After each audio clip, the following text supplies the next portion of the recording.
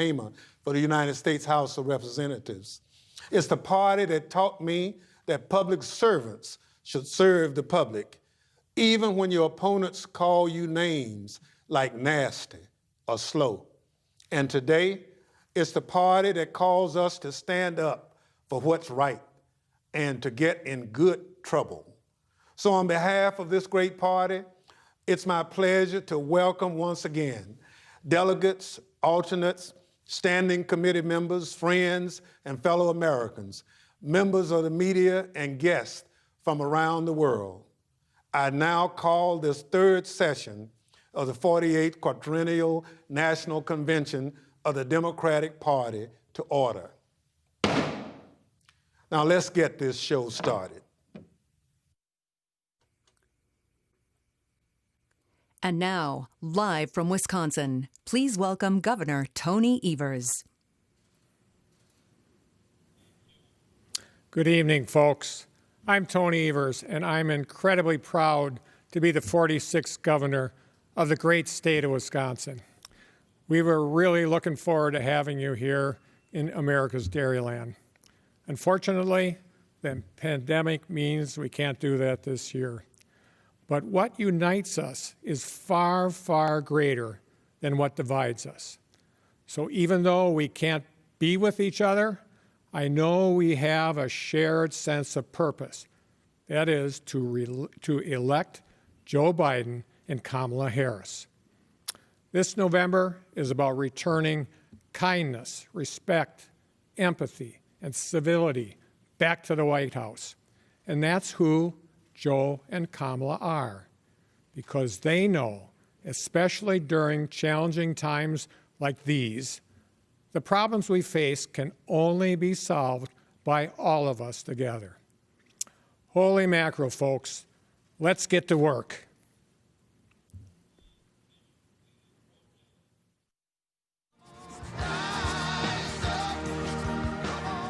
Hello, my name is Terry Williams, and I've been a Republican for all of my adult life. A lifelong Republican. I'm a lifelong Republican. I've been a long-standing Republican, and I'm telling you, you got to vote for Joe Biden. I have voted for and campaigned for Republicans since the Reagan years, but I won't be voting for Donald Trump in November. I'm supporting Joe Biden for president. We need a positive leader, someone who can work with both sides, the Republicans and the Democrats. I don't think we can deal with the type of person we have in the White House any longer. Vote, America. That's the only way to get out of this. And Joe Biden is just the person to ensure we get our lives back to normal. Joe Biden is a decent man with a long history of public service to America. He will restore order and integrity to the executive branch. I would strongly encourage all of us to come together and hopefully return our country's political discourse back to some measure of normalcy and decency. I'm absolutely sure he's going to help us bring this country together once again.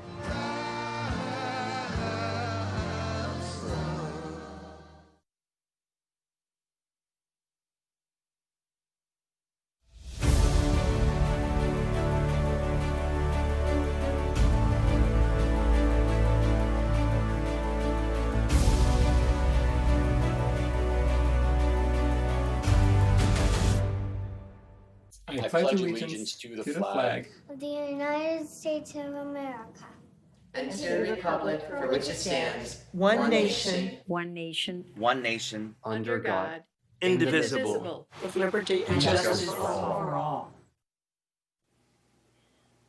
Hey everybody, it's me, Kamala. So before I go on stage later tonight, I want to talk about the importance of voting. I know many of you plan to vote this year, but amidst the excitement and enthusiasm for this election, you've also heard about obstacles and misinformation and folks making it harder for you to cast your ballot. So I think we need to ask ourselves, why don't they want us to vote? Why is there so much effort to silence our voices? And the answer is because when we vote, things change. When we vote, things get better. When we vote, we address the need for all people to be treated with dignity and respect in our country. So each of us needs a plan, a voting plan. Joe and I want to make sure you're prepared. If you text VOTE to 30330, we'll help you come up with your plan and remember deadlines and get ready to vote in your community. So send that text and encourage your family and friends to send one too. Now let's enjoy another night of inspiration from around our country. I'll see you a little later tonight, and until then, I turn it over to my dear friend and tonight's moderator, Kerry Washington.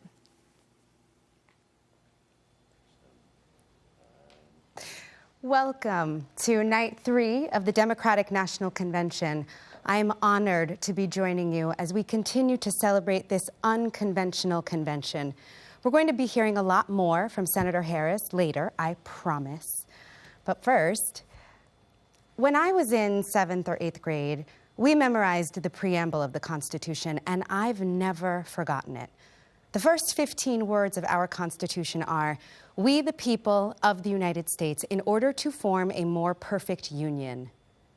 We say more perfect because our union is not without flaws. When our Constitution was written, women couldn't vote. Black people were considered 3/5 of a human being, but therein lies the work. No one is perfect. Nothing is, but it is the striving toward justice, equality, and truth that distinguishes us. We fight for a more perfect union because we are fighting for the soul of this country and for our lives. And right now, that fight is real.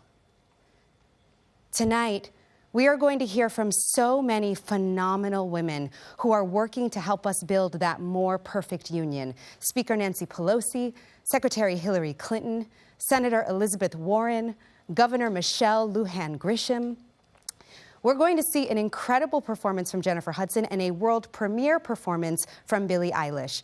We'll meet so many of the activists and organizers working to build a more equal, more just future. And we're going to hear from our 44th president, Barack Obama. That's a long way of saying this is going to be an unforgettable night filled with important voices. But the most important voice we hope to hear from tonight is the one we need to hear from most. It's yours. Because if we are going to repair the damage that has been done, if we are going to finally realize the dream, we, the people, have to get involved. Each and every one of us is the we. You are the we. It's going to be your voice, your service, your action that helps us create that more perfect union. Tonight, we're going to talk about where we are and where we're going on so many issues important to our future.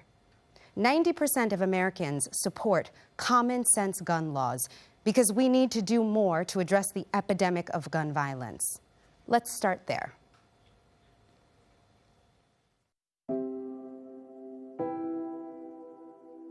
People affected by everyday gun violence have to walk by the street corner where their best friend, their brother, their mother, their nephew, where they themselves were shot.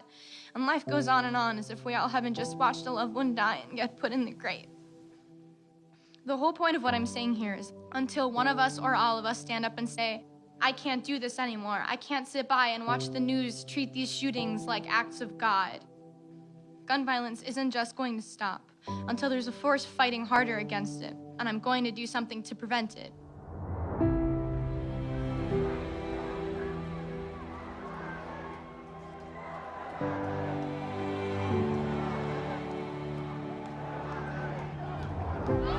They say that tougher gun laws do not decrease gun violence. We call BS! They say a good guy with a gun stops a bad guy with a gun. We call BS! They say guns are just tools like knives. We call BS! They say that no laws could have been able to prevent the hundreds of senseless tragedies that have occurred. We call BS! That us kids don't know what we're talking about, that we're too young to understand how the government works. We call BS! What we're fighting for will happen because we're fighting so strongly for it. We're going to make this change.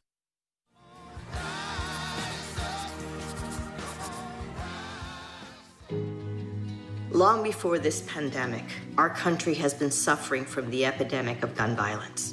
Gun violence is a public health crisis, one that disproportionately affects the Black and brown communities. First, it was my beloved fiance. My son, Jerry, at the Pulse shooting in Orlando. 7 years later, it would be my son. I know exactly the pain, the toll, the heartbreak of gun violence. My freshman year, my high school went into lockdown because a kid brought a gun to school. We've had to endure live shooter training drills on our schools. High schoolers have enough to deal with. They shouldn't also be responsible for keeping themselves safe at school. That's the job of the government. We have to end corporate lobbying by the NRA. We have to invest in mental health in our communities rather than making our schools maximum security prisons. I want a president who will make gun violence prevention a top priority, and I believe Joe Biden is that person.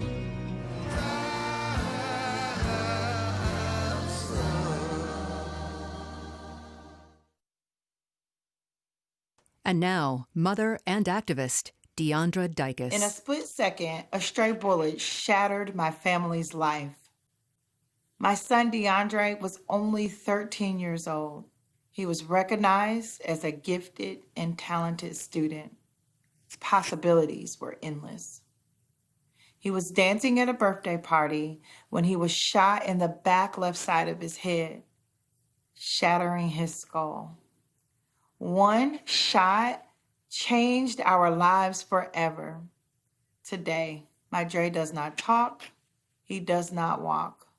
I know he knows me by the smile he shows when I walk in his room, but I'm unsure if he knows a gunshot has changed his life. Since March, I've only been able to see my son 3 times, but I can't touch or hug him due to COVID-19. People tell me that I'm lucky. I tell them we are blessed. I remind them that my son is in a wheelchair and unable to feed himself. I don't think DeAndre feels lucky when he has to be bathed from head to toe or gets injections for muscle contractions. I am in a space of gratitude. Yes, I can touch DeAndre, I can hold his hand, but the child that I birthed is not able to live his dreams. And that hurts.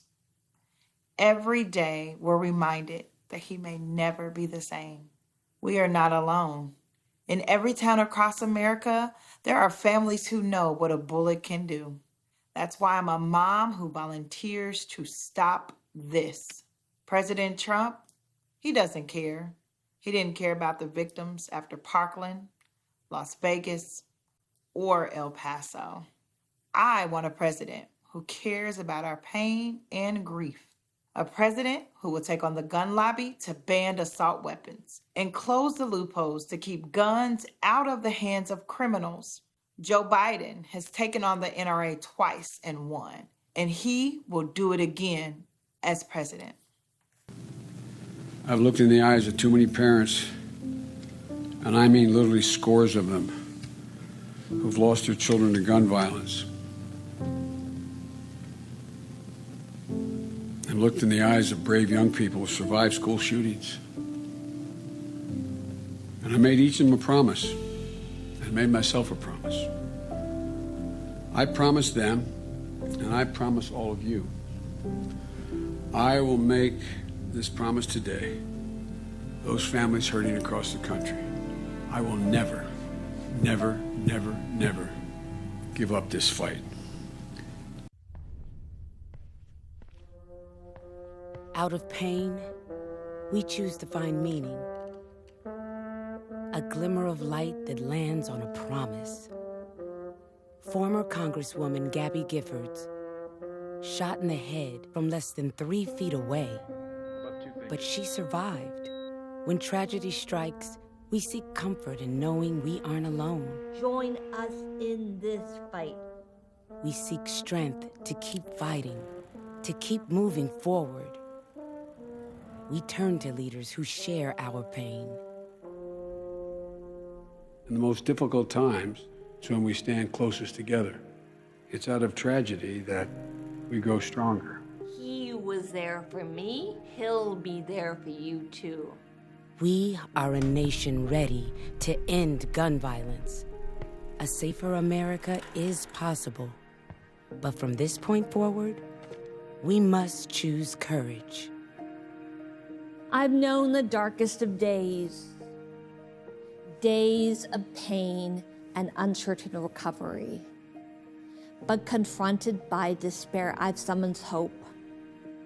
Confronted by paralysis and aphasia, I responded with grit and determination. I put one foot in front of the other. I found one word and then I found another. My recovery is a daily fight, but fighting makes me stronger. Words once came easily, today I struggle to speak. But I have not lost my voice. America needs all of us to speak out, even when you have to fight to find the words. We are at a crossroads. We can let the shooting continue, or we can act. We can protect our families, our future. We can vote. We can be on the right side of history. We must elect Joe Biden. He was there for me. He'll be there for you too. Join us in this fight. Vote, vote, vote. Thank you very much. Tonight, we're going to hear from many changemakers who are using their powers for good, who are working to confront the other epidemics we're facing: COVID-19, structural racism, police violence against Black bodies, violence against members of the trans community.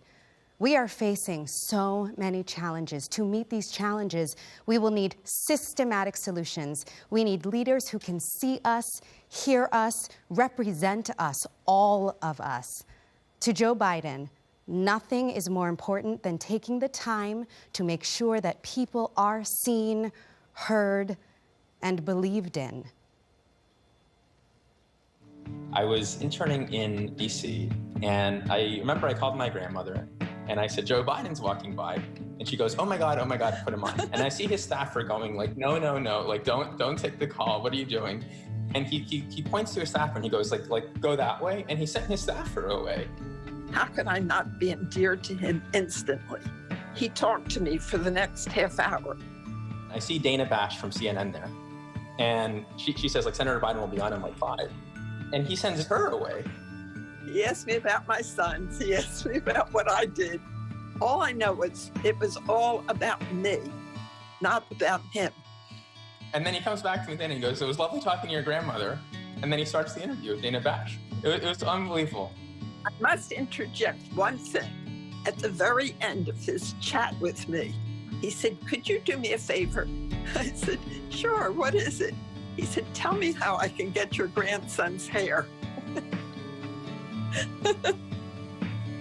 He was good-humored, he was sensitive, and here it is all these years later, and it's vivid in my mind.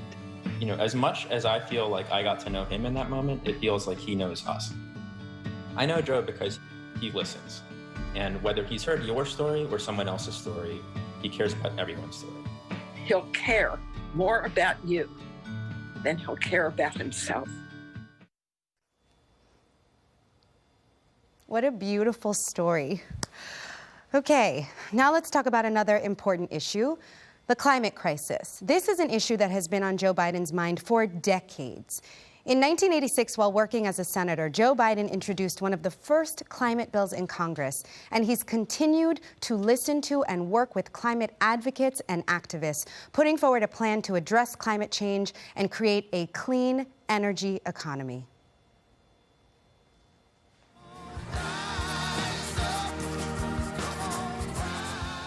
There are battles that we need to fight and we need to win to secure our future in this country.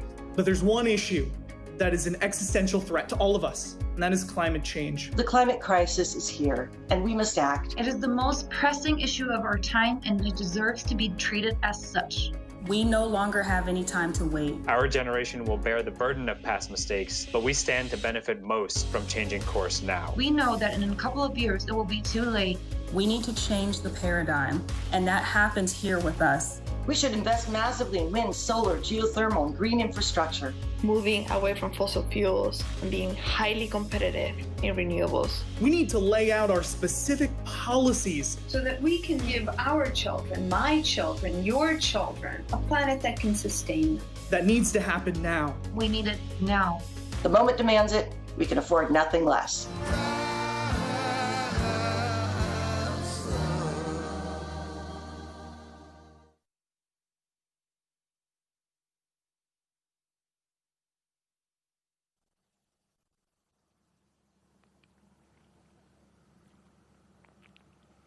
Good evening, America. I'm Michelle Lujan Grisham, governor of the great state of Nuevo Mexico.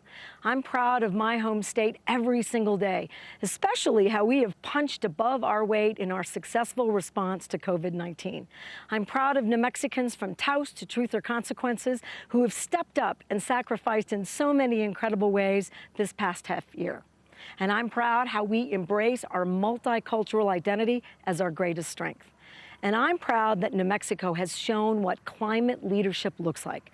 While the Trump administration has been eliminating environmental protections, we've expanded them. While they've been rolling back regulations on oil and gas, we've taken on polluters and held them accountable. We've committed to a renewable energy future with exciting and fulfilling careers for workers all across our beautiful state, including right here in the heart of northern New Mexico. We're laying a roadmap here for what America can and should look like in the 21st century. An America where we lead again, where we build safer, cleaner, and more affordable cities and communities, where we provide meaningful opportunities for workers and families to thrive and build better lives. As president, Joe Biden will rejoin the International Climate Agreement, and the United States will once again lead on this critical issue. At home, he'll invest in energy workers, and he will deliver for working families across the U.S., helping them build meaningful careers while accelerating our nation and world into a clean, green 21st century and well beyond. We know time is running out to save our planet. We have the chance this November to end two existential crises: the Trump presidency and the environmental annihilation he represents.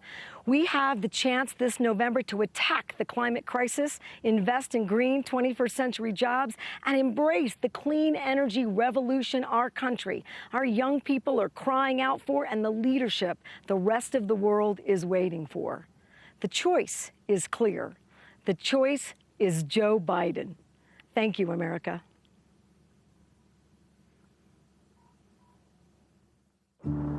Hard work, rising to a challenge, the American way. Going to the moon was all three. The Eagle has landed. Many astronauts returned home and reported a shift in their awareness. The view they saw of Earth from space was profound.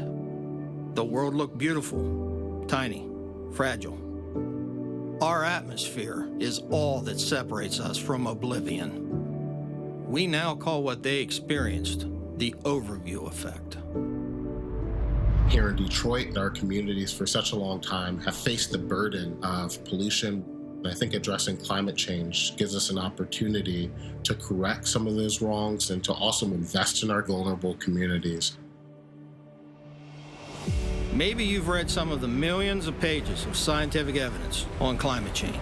Storm, sir. Or maybe you felt it as you walked the neighborhood. Oh my God, the truck is sinking. For most people, it's overwhelming.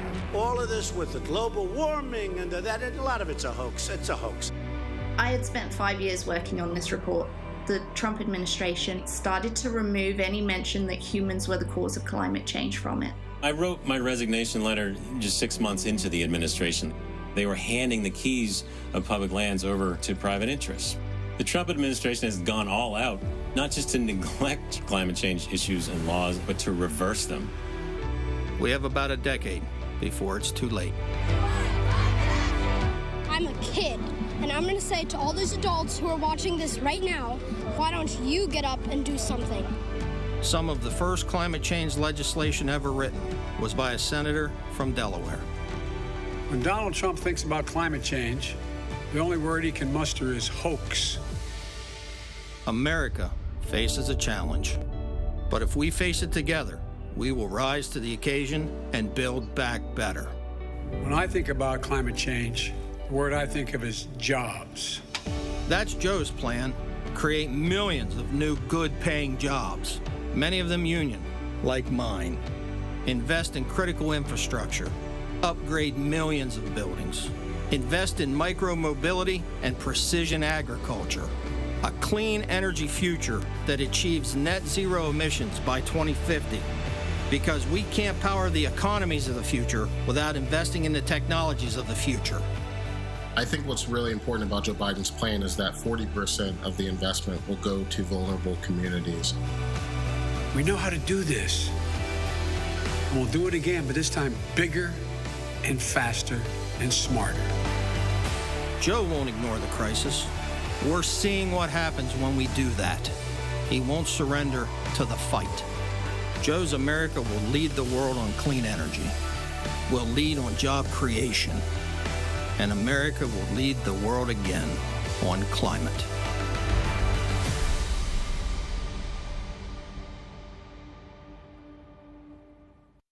I was 13 when the Camp Fire, the most destructive wildfire in California's history, broke out. We were visiting family nearly 100 miles away, but my asthma flared badly. I could hardly breathe. I'm Alexandra Villasenor, and I've been organizing young people around climate change since 2018. Climate change is impacting us now, and it's robbing my generation of a future. For young people my age, every aspect of our lives, from where we go to school, to what kind of careers we'll have, to whether or not we can raise a family, depends on us taking climate change seriously right now. Joe Biden won't solve this crisis in 4 years. No one can.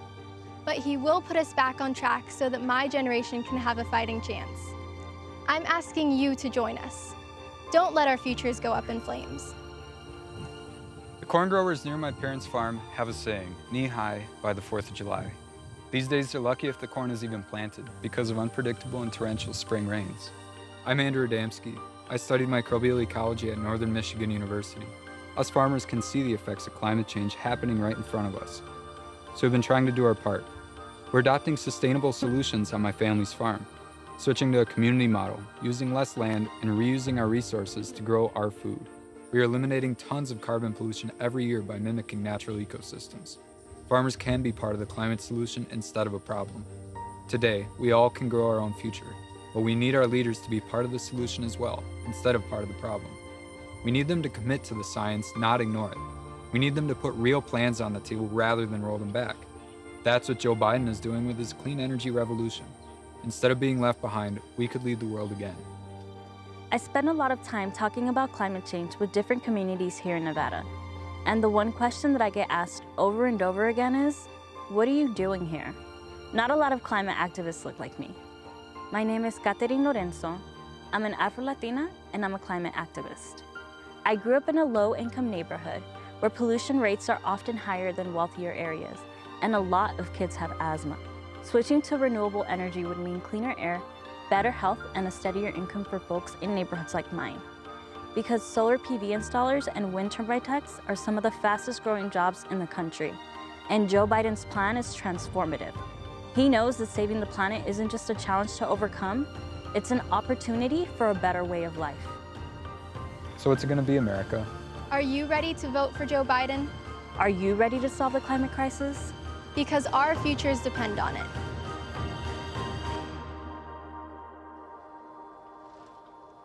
Like the folks we just heard from, next up is another activist and environmentalist, not to mention an immensely talented artist. She worked to ensure that her most recent concert tour was green and sustainable, urging her fans to take similar actions in their daily lives.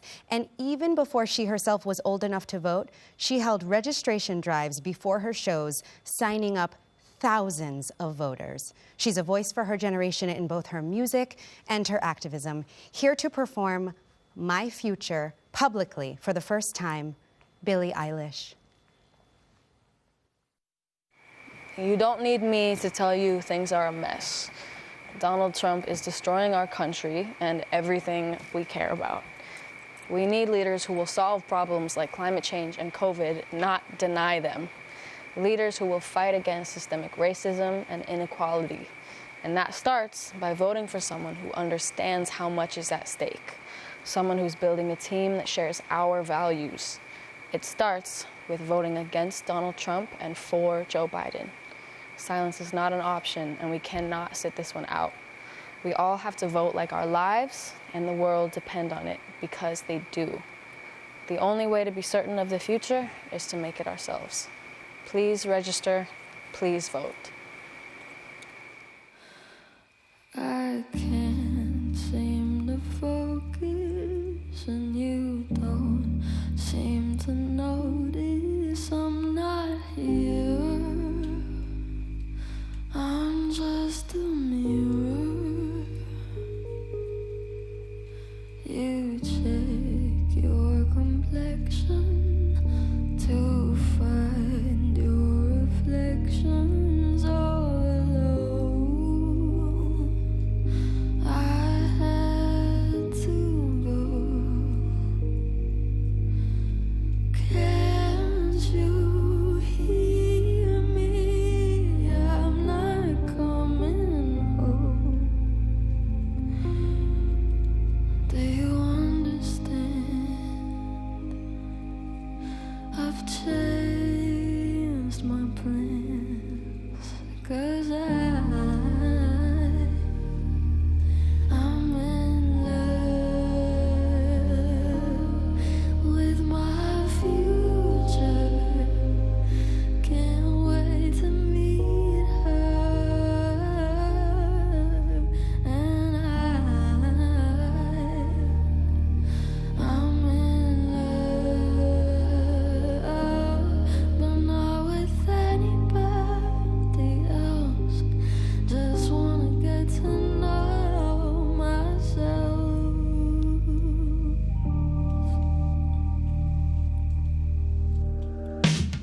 I know supposedly I'm lonely now. No, I'm supposed to be unhappy without someone. But aren't I someone?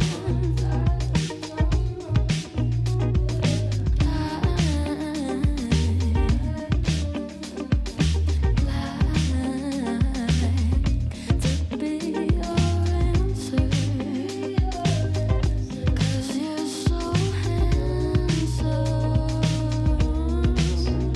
But I know better than to drive you home, 'cause you invite me in, and I'd be yours again. But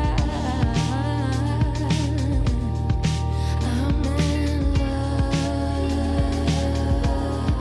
with my future, and you don't know.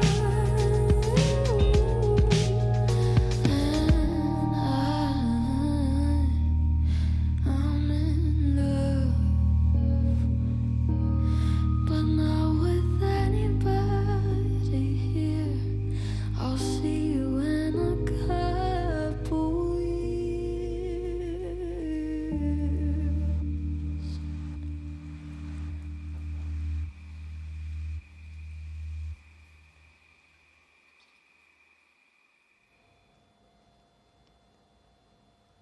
Billie Eilish, thank you. Okay, now we're going to talk about something close to my heart. The Black community in this country is hugely diverse. On my father's side, I am descended from African Americans who came from slave ships that landed in South Carolina and who were part of the Great Migration North that has played such a defining role in who we are as a nation. On my mother's side, my grandparents came here as immigrants, part of a rich history that has also defined America. They immigrated to this country from the West Indies through Ellis Island in the 1920s. I often think about how my grandmother must have felt when she first saw the Statue of Liberty and her raised torch. My family's story is not unique. Unless you're Native American, your family likely came here from somewhere else, whether it was 5 years ago or 200 years ago, whether it was by choice or by bondage.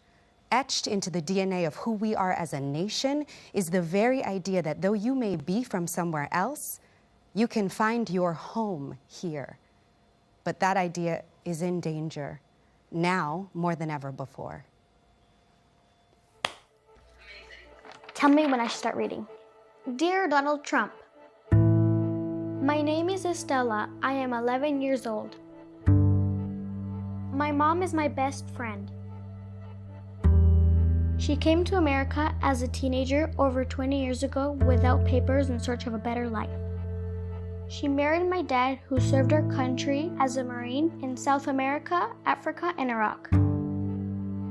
My mom worked hard and paid taxes, and the Obama administration told her she could stay. My dad thought you would protect military families, so he voted for you in 2016, Mr. President.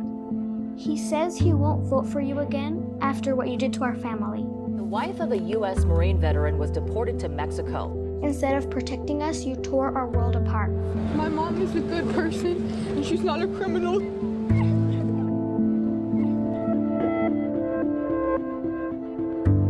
Now, my mom is gone, and she's been taken from us for no reason at all. Every day that passes, you deport more moms and dads and take them away from kids like me.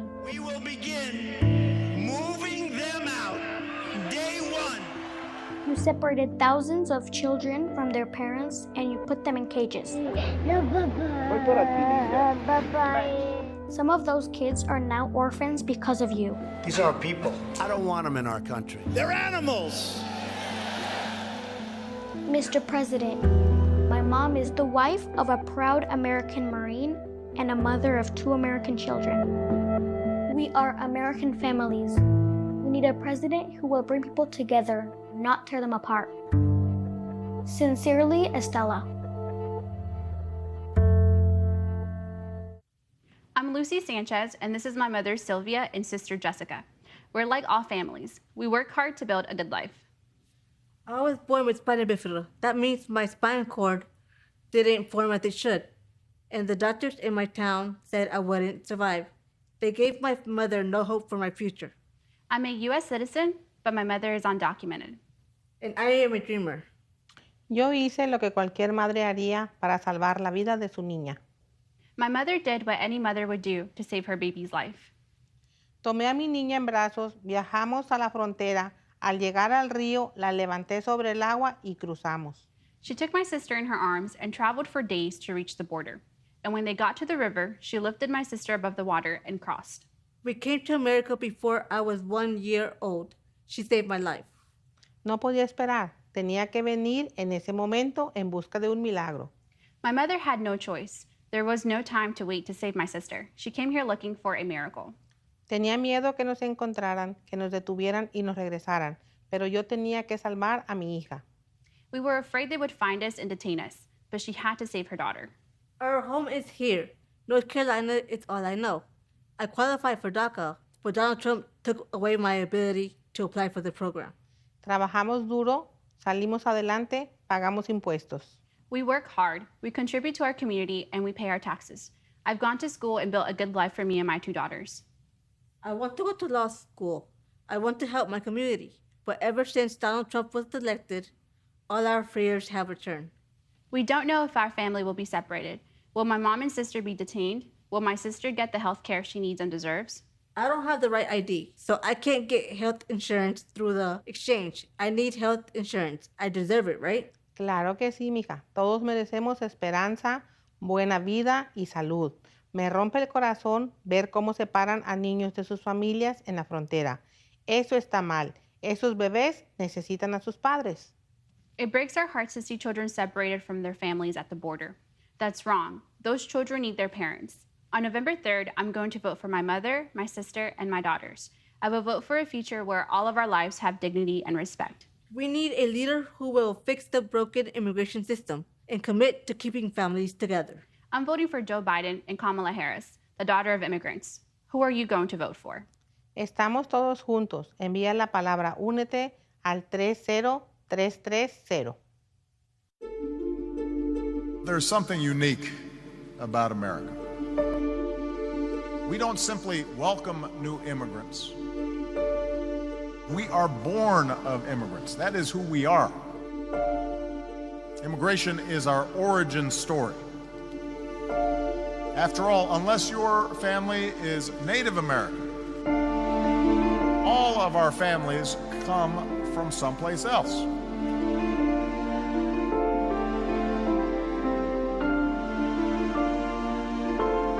In these new Americans, we see our own American stories. Life in America was not always easy. There was discrimination and hardship and poverty. But like you, they no doubt found inspiration in all those who had come before them. And they were able to muster faith that here in America, they might build a better life and give their children something more.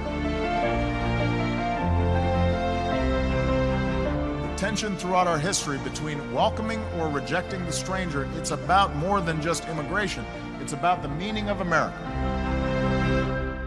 What kind of country do we want to be? Immigrants are the teachers who inspire our children. They're the doctors who keep us healthy. They're the engineers who design our skylines and the artists and the entertainers who touch our hearts.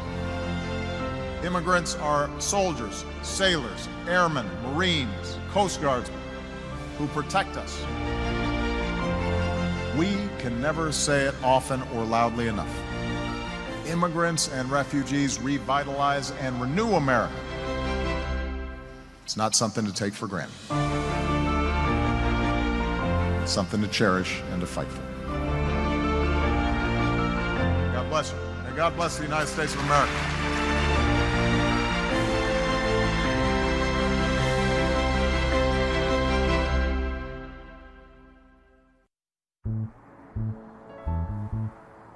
Yeah. Ooh. Royce. When the night has come, and the land is dark, y la luna es la luz que brilla ante mí.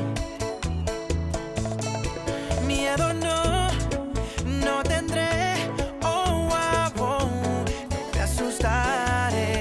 Just as long as you stand by me. And darling, stand by me. Oh, stand by me. Oh, stand junto a mí, junto a mí. Y aunque las montañas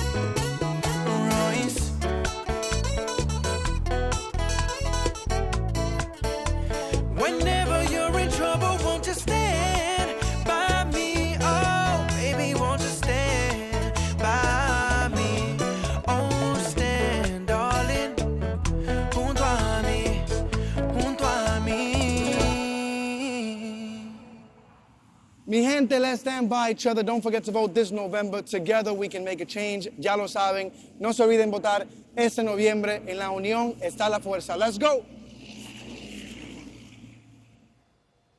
That was Prince Royce. Amazing. Shout out to the Boogie Down Bronx. In this next piece, you'll hear about the vital role that women have played in moving us toward a more perfect union and breaking through that proverbial glass ceiling. And after that, you'll hear from Secretary Hillary Rodham Clinton, the woman who put over 65 million cracks in it. This is what democracy looks like. This is what democracy looks like. Got to understand. What happens from here is in our hands. She was called an instigator, a rule breaker, a rabble rouser. And she is called the agitator, the pushy one, the one with attitude. Now is the time for all of us to stand up and say enough is enough. We just got From the ballot box to the factory floor, from her living room to the ER, she makes trouble, the good kind. She is the mother who cries out for sensible gun laws. This is about a right and wrong thing. The daughter who believes that equal justice means justice for all. We are America. The child who knows that Black lives matter. She is our warrior on the front lines, challenging authority to make the world safe. Nobody is above the law. Refusing to be told who makes decisions about her body or anyone else's. These women and men of all ages, races, and backgrounds don't come to Planned Parenthood to make a political statement. They come to get quality, affordable health care. You are disadvantaging her because of her sex.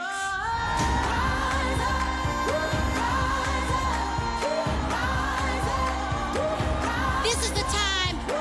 And she knows that to change the world, you need to change the idea of power. Excuse me, Mr. Barr, this is my time, and I control it. Because we are fighting for you each and every single day. And she knows her voice is heard and amplified by the women she elects to public office. If we want families to succeed, we start by empowering women. When I first got elected, I came to Washington, D.C. to fight for the issues that are so important in our community.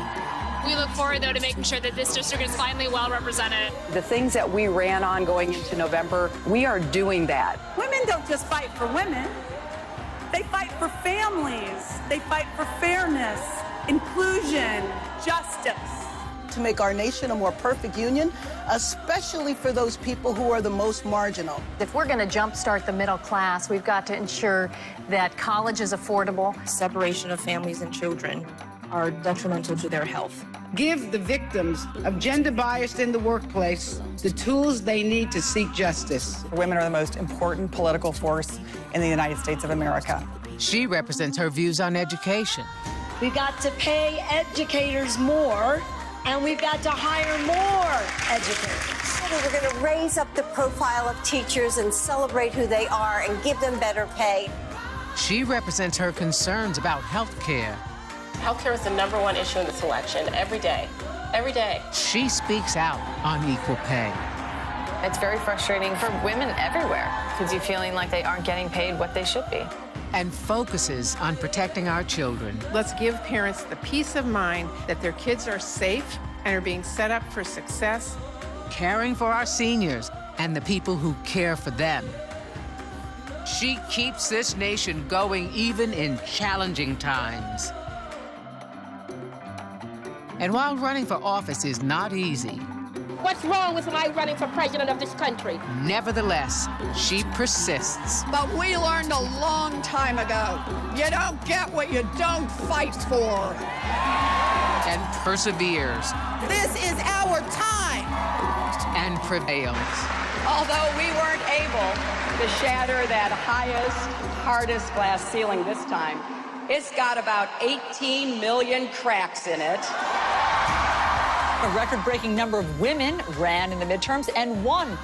She builds coalitions, and she knows who her allies are.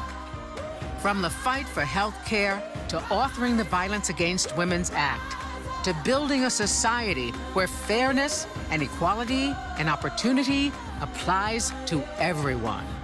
Joe Biden knows a stronger America is one that works for women. So go ahead and celebrate, you rabble-rouser, you rule-breaker, you force of nature. Our country, our world needs you. Keep rising and vote.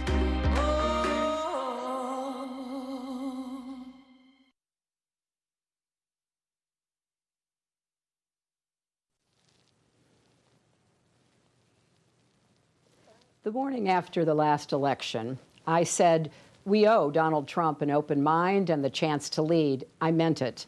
Every president deserves that. And Trump came in with so much set up for him: a strong economy, plans for managing crises, including a pandemic. Yes, we Democrats would have disagreed with him on many things, but if he had put his own interests and ego aside, seen the humanity in a child ripped from her parents at the border, or a protester calling for justice, or a family wiped out by natural disaster, that would have been a good thing for America and the world. I wish Donald Trump knew how to be a president, because America needs a president right now. Throughout this time of crisis, Americans keep going, checking on neighbors, showing up to jobs as first responders, hospitals, grocery stores, nursing homes. Yes, it still takes a village. And we need leaders equal to this moment of sacrifice and service. We need Joe Biden and Kamala Harris. Everyone has a story about Joe's caring and empathy. I remember him calling after my mother, Dorothy, died, and we talked about being raised by strong women. The best testament to Joe is how he's cared for his family. And how great is it that Dr. Jill Biden plans to keep teaching as First Lady. And Joe picked the right partner in Kamala. She's relentless in the pursuit of justice and equity, and she's kind. When her press secretary, Tyrone Gale, was dying of cancer, she dropped everything to be with him in his final moments. I know something about the slings and arrows she'll face, and believe me, this former district attorney and attorney general can handle them all. So this is the team to pull our nation back from the brink. But they can't do it without us. For 4 years, people have told me, I didn't realize how dangerous he was. I wish I could do it all over. Or worst, I should have voted. Look, this can't be another woulda, coulda, shoulda election. If you vote by mail, request your ballot now and send it back right away. If you vote in person, do it early. Become a poll worker. Most of all, no matter what, vote.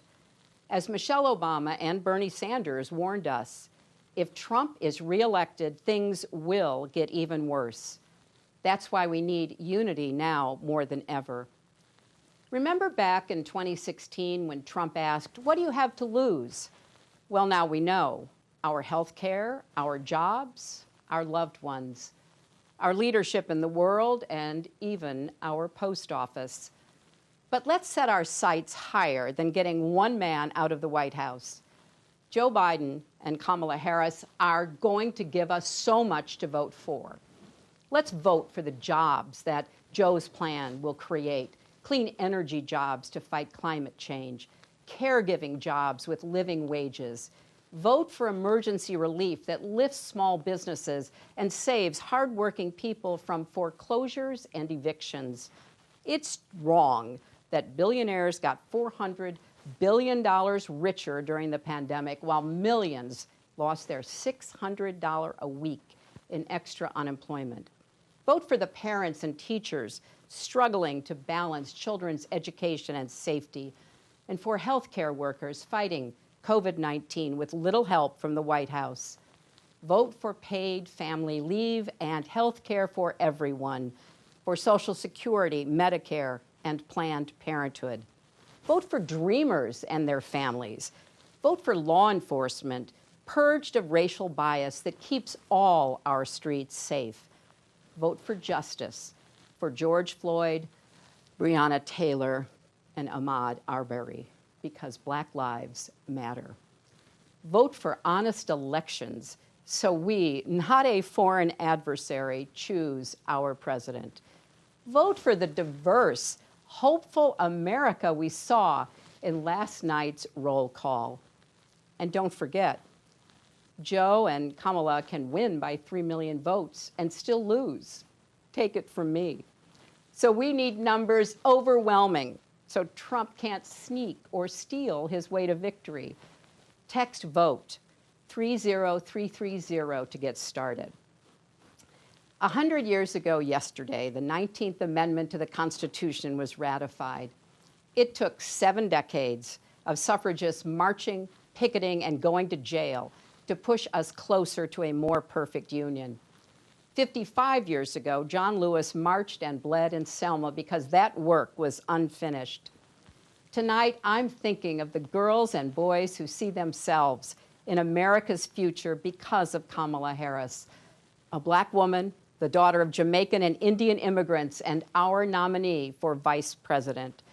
This is our country's story, breaking down barriers and expanding the circle of possibility. And to the young people watching, don't give up on America. Despite our flaws and problems, we've come so far. We can still be a more just, equal country with opportunities previous generations could never have imagined. There's a lot of heartbreak in America now. And the truth is, many things were broken before the pandemic.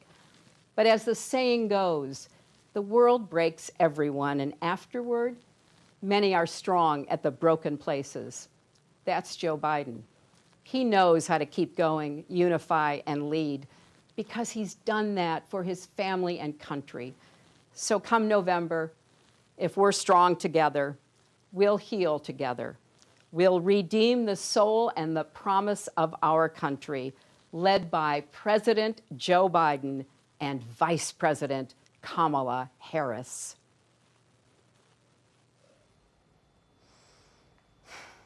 Tonight is a night steeped in women who have stepped into service and advocacy and who are using their power for good. The power of women is undeniable, whether it's in the office, in the home, or in the House of Representatives. It is my honor to introduce the Speaker of the House, Nancy Pelosi.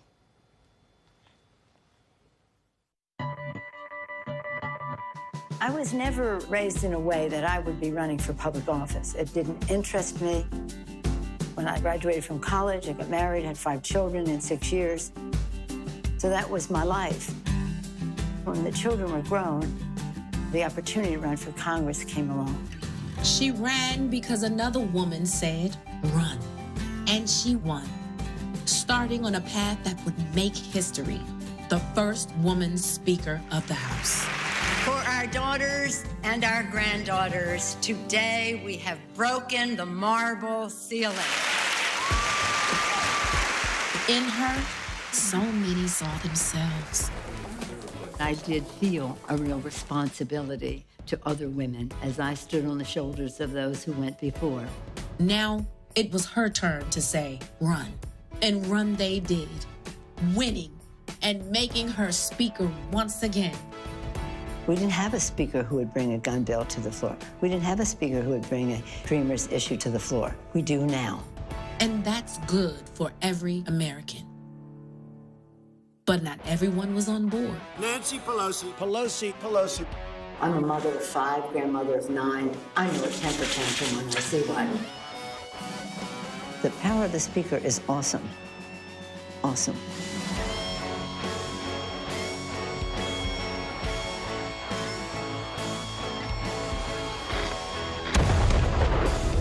If you want to go into the arena, you have to be prepared to take a punch. But you also have to be prepared to throw a punch for the children. Throw a punch for the children. From running the House to Speaker of the House and taking on the White House unapologetic, unafraid. Madam Speaker. Congratulations, Madam Speaker. Madam Speaker. Madam Speaker. Madam Speaker. Madam Speaker.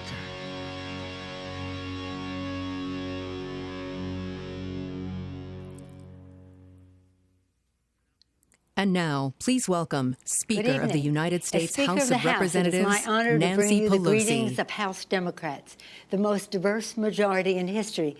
More than 60% women, people of color, and LGBTQ. Our diversity is our strength. Our unity is our power. This month, as America marks the centennial of women finally winning the right to vote, we do so with 105 women in the House. Proudly, 90 are Democrats. To win the vote, women marched and fought and never gave in. We stand on their shoulders, charged with carrying forward the unfinished work of our nation advanced by heroes, from Seneca Falls to Selma to Stonewall. 4 years ago, when President Obama and Vice President Biden were in the White House, they made us proud, and their leadership made our country great. In that spirit, we come together now, not to decry the darkness, but to light a way forward for our country. That is the guiding purpose of House Democrats, fighting for the people. We have sent the Senate bills for lower health care costs, for bigger paychecks, for cleaner government, protecting John Lewis's voting rights, and enacting George Floyd Justice and Policing Act. We've sent the Senate bills to protect our dreamers, LGBTQ equality, to prevent gun violence, and to preserve our planet for future generations, and even more. All of this is possible for America. Who is standing in the way? Mitch McConnell and Donald Trump. Our nation faces the worst health and economic catastrophe in our history. More than 5 million Americans are infected by the coronavirus. Over 170,000 have died. The science-based action in the HEROES Act we enacted 3 months ago is essential to safeguard lives, livelihood, and the life of our democracy. And who is standing in the way? Mitch McConnell and Donald Trump. Instead of crushing the virus, they're trying to crush the Affordable Care Act and its pre-existing conditions benefit. As Speaker of the House, I've seen firsthand Donald Trump's disrespect for facts, for working families, and for women in particular. Disrespect written into his policies toward our health and our rights, not just his conduct. But we know what he doesn't, that when women succeed, America succeeds. And so we are unleashing the power of women to take our rightful place in our national life by championing a woman's right to choose and defending Roe v. Wade, securing safe and affordable child care, preserving Social Security, and passing equal pay for equal work. Who's standing in the way? Mitch McConnell and Donald Trump. So here is our answer. We will remember in November when we will elect Joe Biden president, whose heart is full of love for America, and rid the country of Trump's heartless disregard for America's goodness. Joe Biden's faith in God gives him the courage to lead. Joe Biden's love gives him the strength to persevere. Joe Biden is the president we need right now, battle-tested, forward-looking, honest, and authentic. He has never forgotten who he is fighting for. And Kamala Harris is the vice president we need right now, committed to our Constitution, brilliant in defending it, and a witness to the women of this nation that our voices will be heard. Our mission is to fight for a future equal to the ideals of our founders, our hopes for our children, and the sacrifices of our veterans, our brave men and women in uniform, and their families. We will increase our majority in the House. We will win a Democratic majority in the Senate. We will elect Kamala Harris vice president, and we will elect Joe Biden president of the United States of America. God bless you, and God bless America. Thank you, Speaker Pelosi. The House is the people's house, and to ensure it stays that way, we need everyone to help fund our work to elect Joe Biden and Democrats up and down the ballot. If you are able, please go to joebiden.com now and chip in whatever you can to support this campaign. Last year, under Speaker Pelosi's leadership, the House reauthorized the Violence Against Women Act. Joe Biden wrote that landmark law nearly 30 years ago. Since then, he and other leaders have built on it. But for all of this work, women are still not entirely safe. So the work must continue. Joe Biden knows that, and he is committed to doing that work, to making sure that women are safe and to making sure our voices are heard. Let's listen. My name is Ruth Glenn. In 1992, my husband shot me and left me for dead. For 13 years, my son and I had been abused by him. We finally escaped, but he tracked us down. Back then, there was limited help available and no national hotline to call. Local shelters were full. I didn't even know the name for what was happening to me then: domestic violence. Now, working to end domestic violence is my life's work. I'm Mariska Hargitay. When I started doing research to play Detective Olivia Benson on Law & Order SVU over 20 years ago, I was shocked to find out how many people, including children, experience physical or sexual abuse. The statistics fueled my resolve, and I committed myself to the movement to end this violence. My name is Carly Dryden. In my small hometown, I didn't feel like I could speak out about my experience with sexual assault.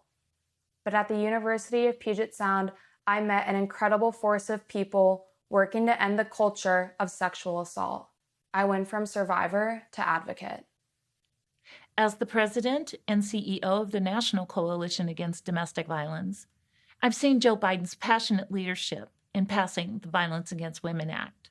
Now, domestic violence rates are rising due to this pandemic. We need Congress to reauthorize and enhance that law. We need leaders who believe that a woman's life is worth fighting for. Joe Biden is that kind of leader. I created the Joyful Heart Foundation to help survivors heal and to change the way our society responds to sexual violence. The Vice President has worked tirelessly by our side to end the backlog of hundreds of thousands of untested rape kits. And our work will continue because testing kits not only makes our country safer, but it sends a vital message to survivors that what happened to them matters.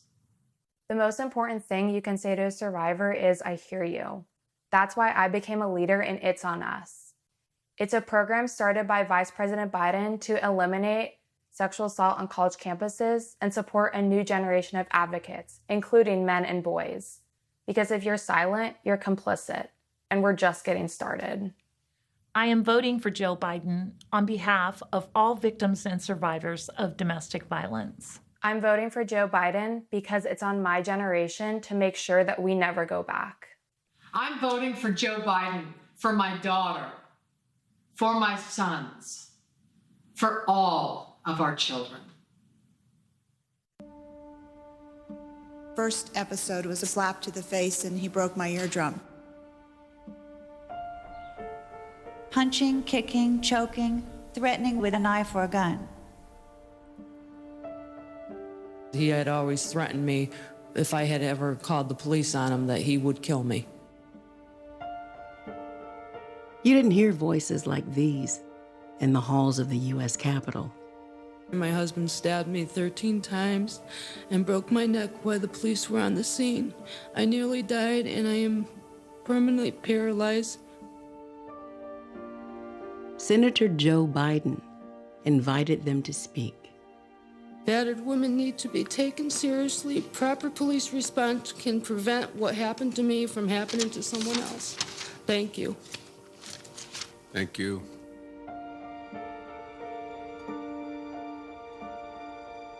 At the time, the police considered domestic violence that was not a crime. In the home, it's a private matter. And so women were responsible for their own injuries. I was about to say I know. Well, I don't know. I can only guess how painful that is. Growing up, our father said that the greatest of all sins was the abuse of power. He told us when a bully, when someone bigger or stronger takes advantage of you, that is a really grave sin. The expectation was for all four of us to be a person of character. If you see something wrong, we were then expected to stand up and do something about it. When Joe introduced the legislation, few believed it could pass. Our bill is an ambitious undertaking. It is the first attempt to address violent crimes against women. It was hard to get the votes because you had some traditionalists who just didn't believe that there should be laws about this. But Joe doesn't give up. He's tenacious. Joe persevered, and he's very good at persuasion. And they're doing nothing to help him. Nothing. He brought together law enforcement, prosecutors, advocates, and survivors. Thank you for giving me the opportunity to come and speak. In 1994, the Violence Against Women Act became law and protected millions of American women. A lot of the change in the attitudes we have about domestic violence were shaped by his leadership on this. If you see something wrong, we were then expected to stand up and do something about it. If you're just joining us, welcome. Coming up, we're going to hear from President Barack Obama and Senator Kamala Harris, who will talk about the Biden-Harris vision for the future. But in order to get to that more perfect union, we have to acknowledge where we are. Today in America, we are struggling. Unemployment has skyrocketed, and families are fighting to keep their jobs. As Joe Biden says, we need to build back better. To find out how you can join that effort, please text JOIN to 30330 to get plugged into this campaign and to get more information on how to vote and how to volunteer. Joe Biden has a plan to help working families and small businesses. Our next speaker, Hilda Solis, worked alongside him as Secretary of Labor to make sure that there were good American jobs and that Americans were safe on the job. To hear more about the Biden-Harris economic plan, please welcome Hilda Solis.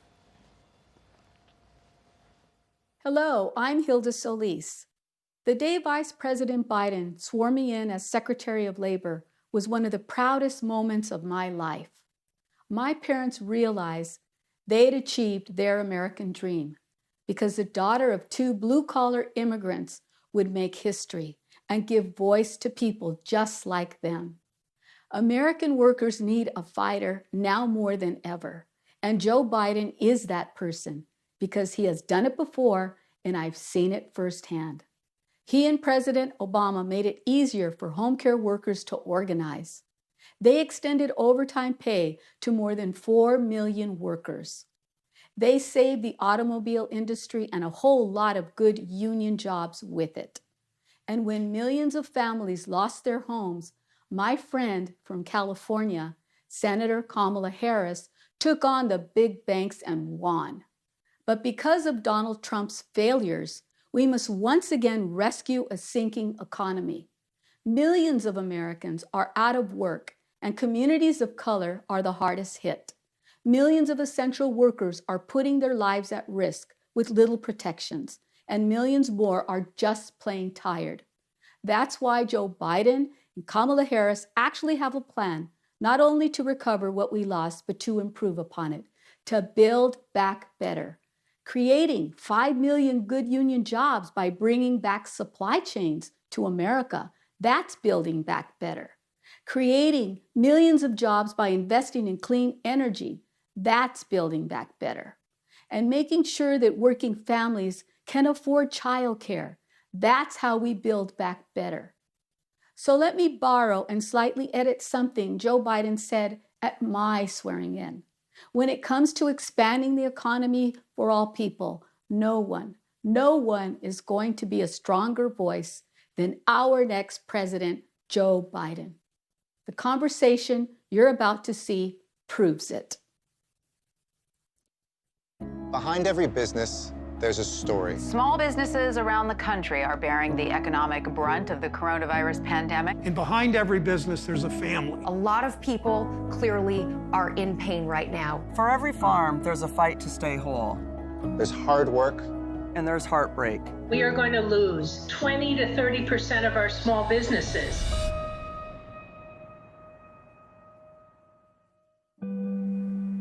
This is the story of Kevin and Molly Johnson, a family-owned business in Lake County, Ohio.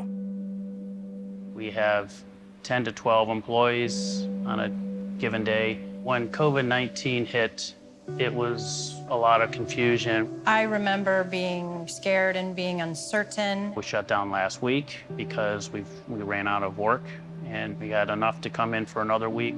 If we don't get additional orders in, we're going to have to look at another shutdown. You can't make a big purchase, equipment, you can't plan for the future. We don't even know if we can cover payroll. When this isn't going well, it's scary. You're kind of forgotten, right? The president always bragging about the stock market sort of leaves a lot of small manufacturing companies behind. We could use a little help right now, and it just seems like we get one step forward and then 2 steps back. This is the story of Jernae Green, who just started a clothing store, and then COVID hit. Fashion has been a love of mine since I was a kid. I worked really hard to save money to open this store. Did my ribbon cutting December 14th of 2019, and it was booming, and then bam, here's COVID. It was scary.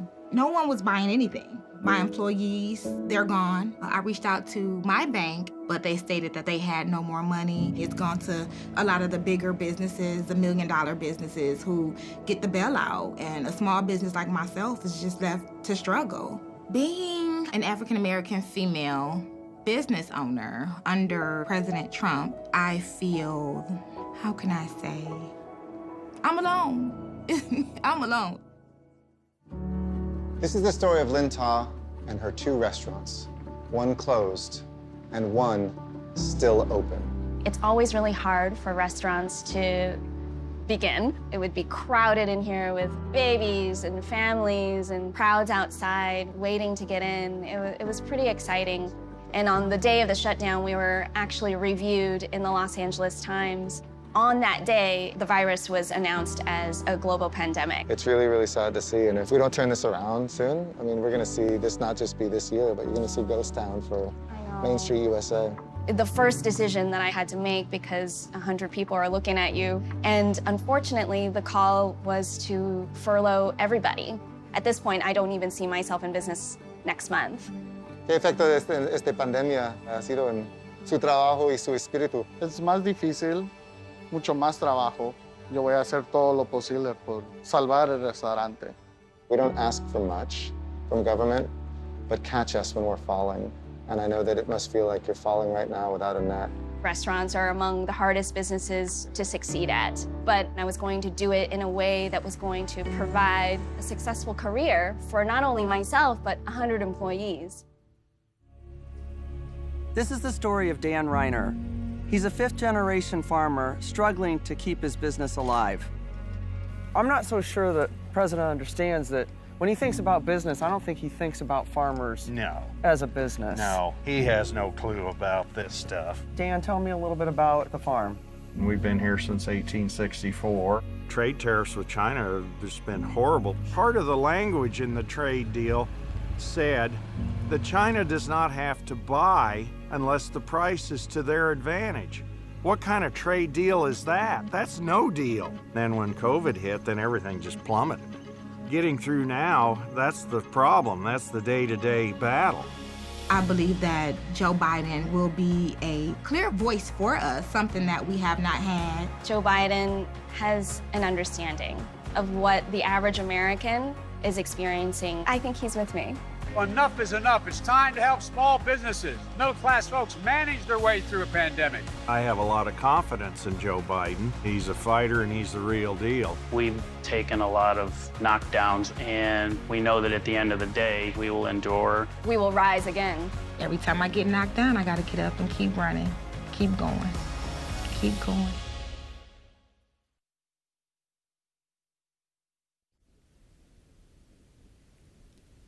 Tonight, we've heard from the people who make America work, people who put their lives on the line to keep our country going, and since COVID-19 hit, they've taken one gut punch after another. And what has the COVID fallout done to our babies? Well, I'm here at the Early Childhood Education Center in Springfield, Massachusetts, which has been closed for months. Childcare was already hard to find before the pandemic, and now parents are stuck. No idea when schools can safely reopen, and even fewer childcare options. The devastation is enormous, and the way I see it, big problems demand big solutions. Now, I love a good plan, and Joe Biden has some really good plans. Plans to bring back union jobs in manufacturing and create new union jobs in clean energy. Plans to increase Social Security benefits, cancel billions in student loan debt, and make our bankruptcy laws work for families instead of the creditors who cheat them. These plans reflect a central truth. Our economic system has been rigged to give bailouts to billionaires and kick dirt in the face of everyone else. But we can build a thriving economy by investing in families and fixing what's broken. Joe's plan to build back better includes making the wealthy pay their fair share, holding corporations accountable, repairing racial inequities, and fighting corruption in Washington. Let me tell you about one of Joe's plans that's especially close to my heart, childcare. As a little girl growing up in Oklahoma, what I wanted most in the world was to be a teacher. I loved teaching. And when I had babies and was juggling my first big teaching job down in Texas, it was hard, but I could do hard.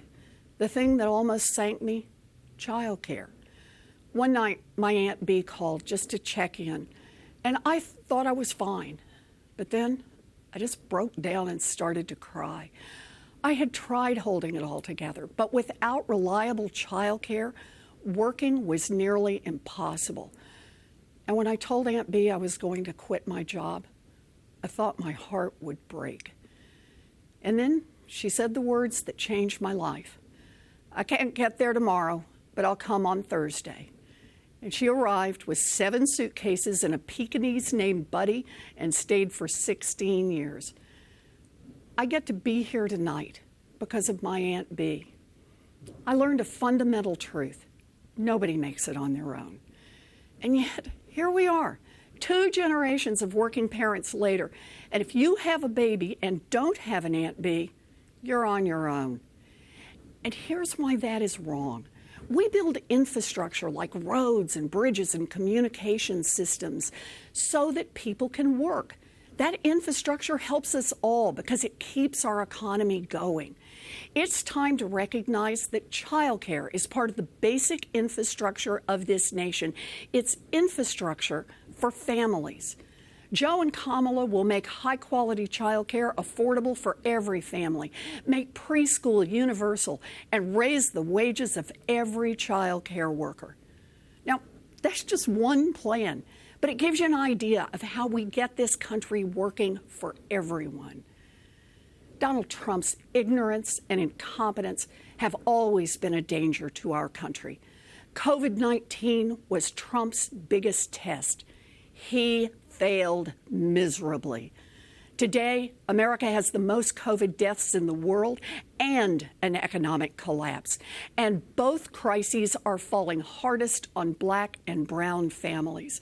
Millions out of work, millions more trapped in cycles of poverty, millions on the brink of losing their homes, millions of restaurants and stores hanging by a thread.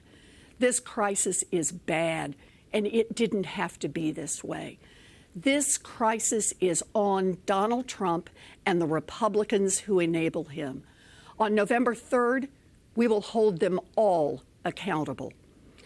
So, whether you're planning to vote wearing a mask or vote by mail, please take out your phone right now and text VOTE to 30330. We all need to be in the fight to get Joe and Kamala elected. And after November, we all need to stay in the fight to get big things done. We stay in this fight so that when our children and our grandchildren ask what we did during this dark chapter in our nation's history, we will be able to look them squarely in the eye and say, we organized, we persisted, and we changed America.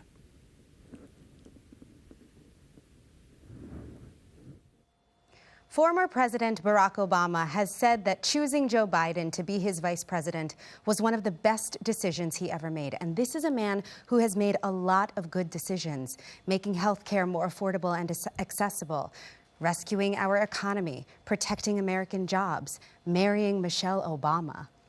And through it all, Joe Biden was by his side, except for maybe marrying Michelle. You can witness their mutual respect and affection in this clip. Take a look. So, Joe, for your faith in your fellow Americans, for your love of country, and for your lifetime of service that will endure through the generations, I'd like to ask the military aide to join us on stage.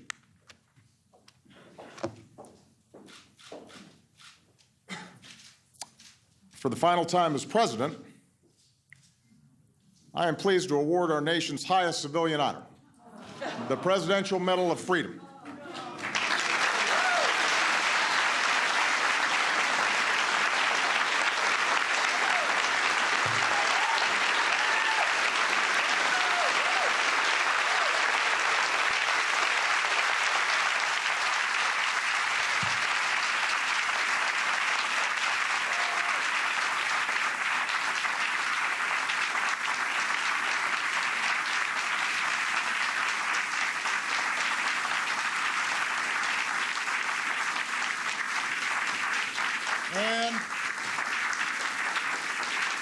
And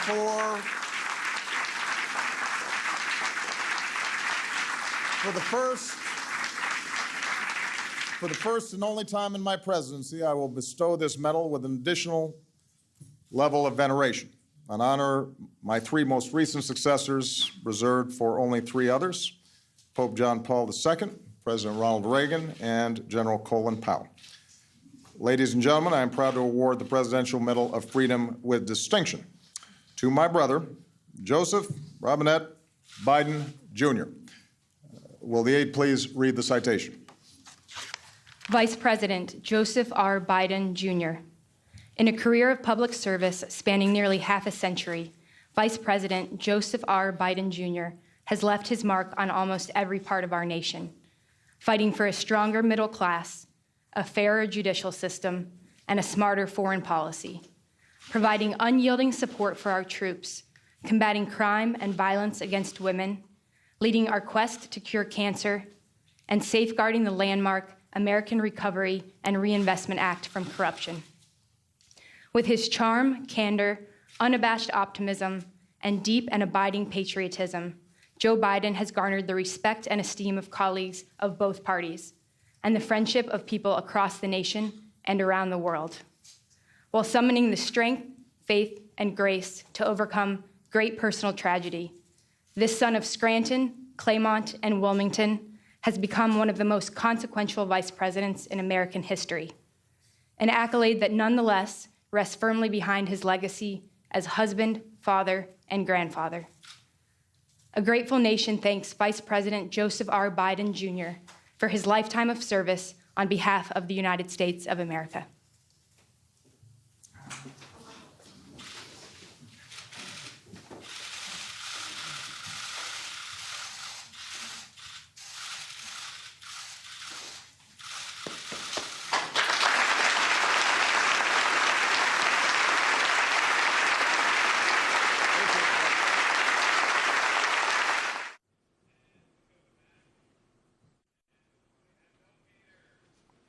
Good evening, everybody.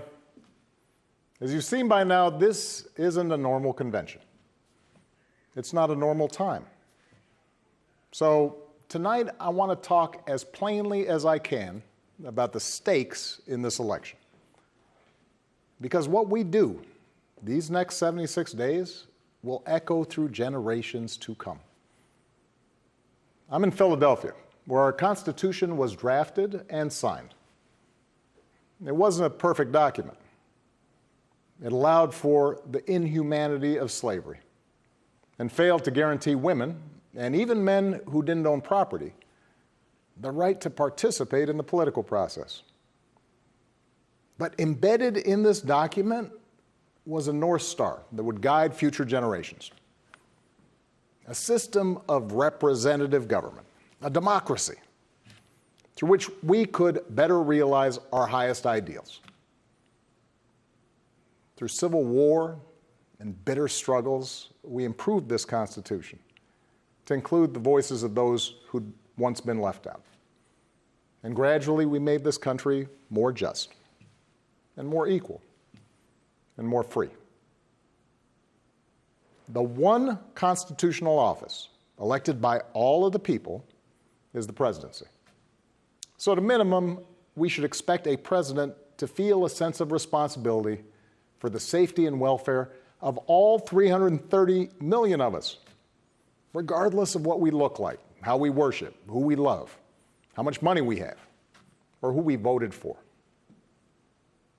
But we should also expect a president to be the custodian of this democracy. We should expect that regardless of ego, ambition, or political beliefs, the president will preserve, protect, and defend the freedoms and ideals that so many Americans marched for, went to jail for, fought for, and died for. I have sat in the Oval Office with both of the men who are running for president. I never expected that my successor would embrace my vision or continue my policies. I did hope, for the sake of our country, that Donald Trump might show some interest in taking the job seriously, that he might come to feel the weight of the office and discover some reverence for the democracy that had been placed in his care. But he never did. For close to 4 years now, he has shown no interest in putting in the work, no interest in finding common ground, no interest in using the awesome power of his office to help anyone but himself and his friends. No interest in treating the presidency as anything but one more reality show that he can use to get the attention he craves. Donald Trump hasn't grown into the job because he can't. And the consequences of that failure are severe. 170,000 Americans dead. Millions of jobs gone, while those at the top take in more than ever. Our worst impulses unleashed, our proud reputation around the world badly diminished, and our democratic institutions threatened like never before.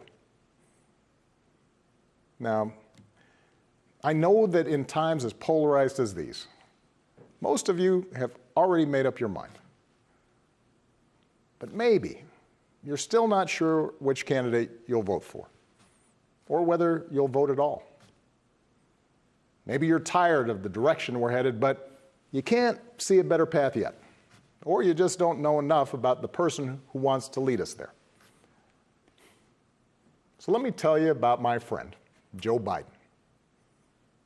12 years ago, when I began my search for a vice president, I didn't know I'd end up finding a brother.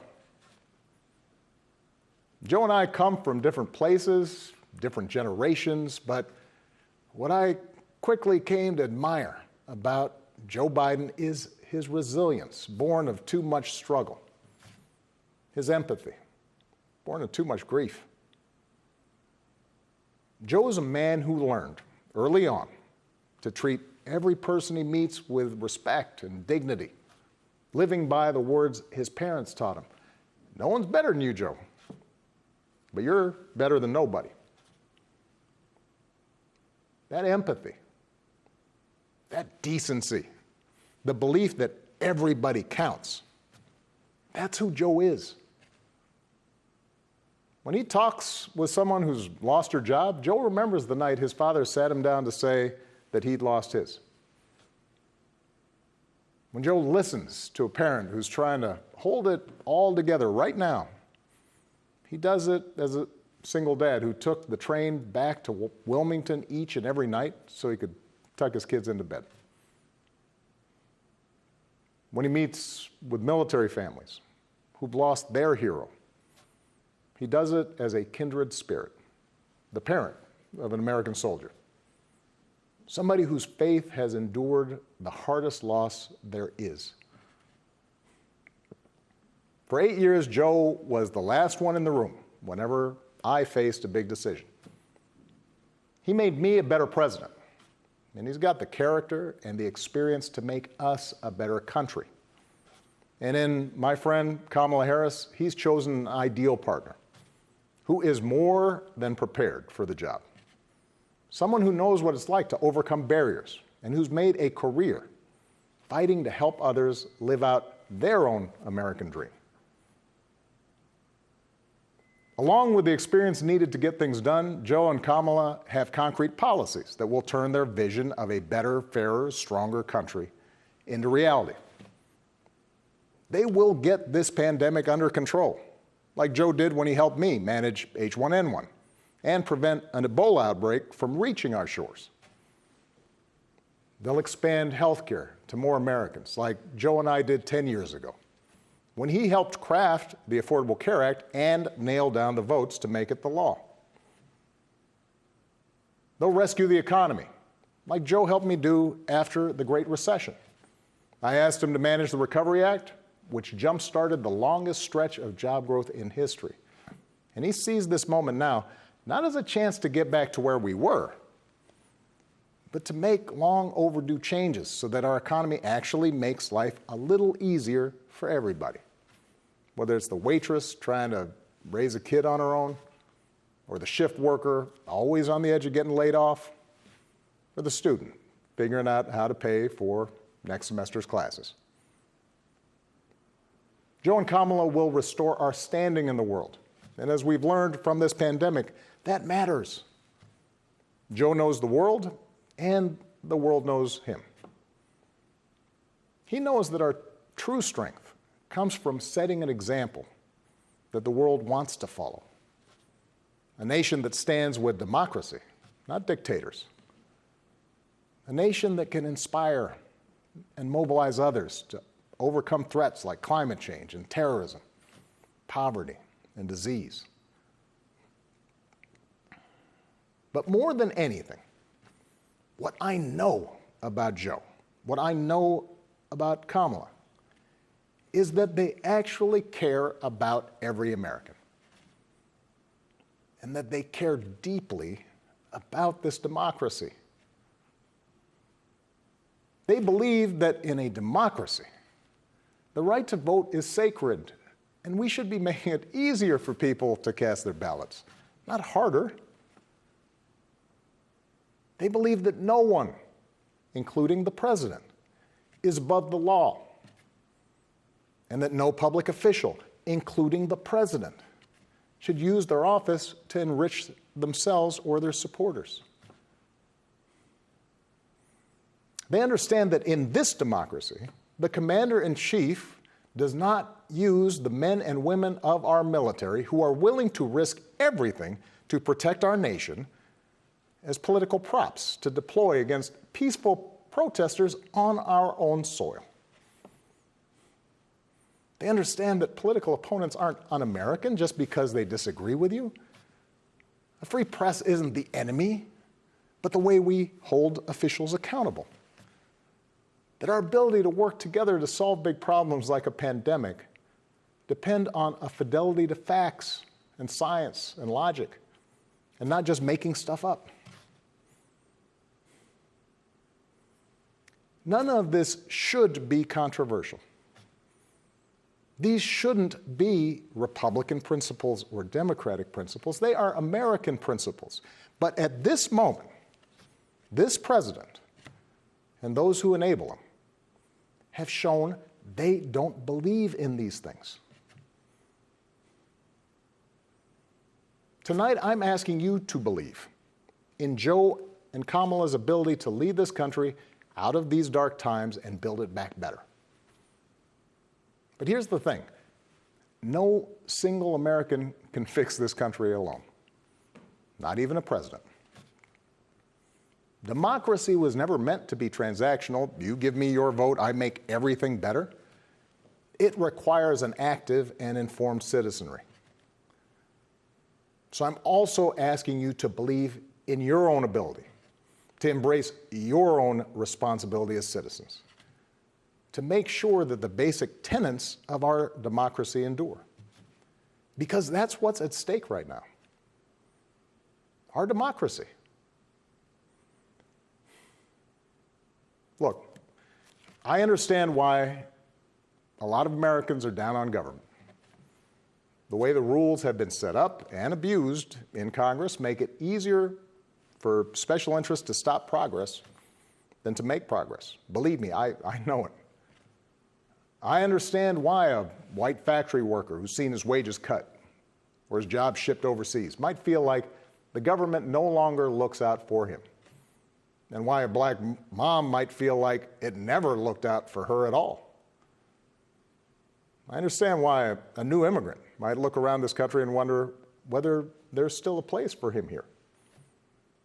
Why a young person might look at politics right now, the circus of it all, the meanness and the lies and conspiracy theories, and think, what is the point? Well, here's the point. This president and those in power, those who benefit from keeping things the way they are counting on your cynicism. They know they can't win you over with their policies. So they're hoping to make it as hard as possible for you to vote and to convince you that your vote does not matter. That is how they win. That is how they get to keep making decisions that affect your life and the lives of the people you love. That's how the economy will keep getting skewed to the wealthy and well-connected. How our health systems will let more people fall through the cracks. That's how a democracy withers, until it's no democracy at all. And we cannot let that happen. Do not let them take away your power. Do not let them take away your democracy. Make a plan right now for how you are going to get involved and vote. Do it as early as you can and tell your family and friends how they can vote too. Do what Americans have done for over 2 centuries when faced with even tougher times than this. All those quiet heroes who found the courage to keep marching, keep pushing in the face of hardship and injustice. Last month, we lost a giant of American democracy in John Lewis. And some years ago, I sat down with John and a few remaining leaders of the early civil rights movement. One of them told me he never imagined he'd walk into the White House and see a president who looked like his grandson. And then he told me that he had looked it up. And it turned out that on the very day that I was born, he was marching into a jail cell, trying to end Jim Crow segregation in the South.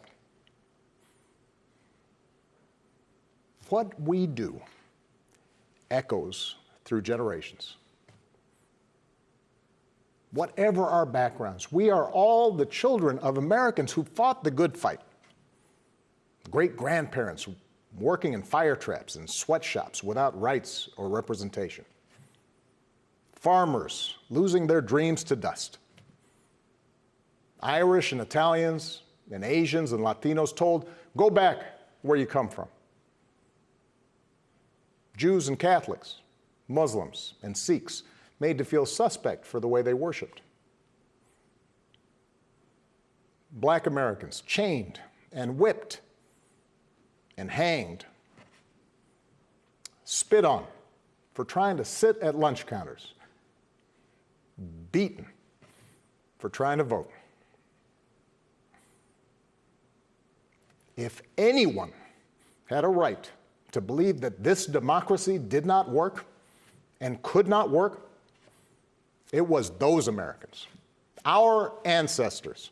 They were on the receiving end of a democracy that had fallen short all their lives. They knew how far the daily reality of America strayed from the myth. And yet, instead of giving up, they joined together. And they said, somehow, some way, we are going to make this work. We are going to bring those words in our founding documents to life.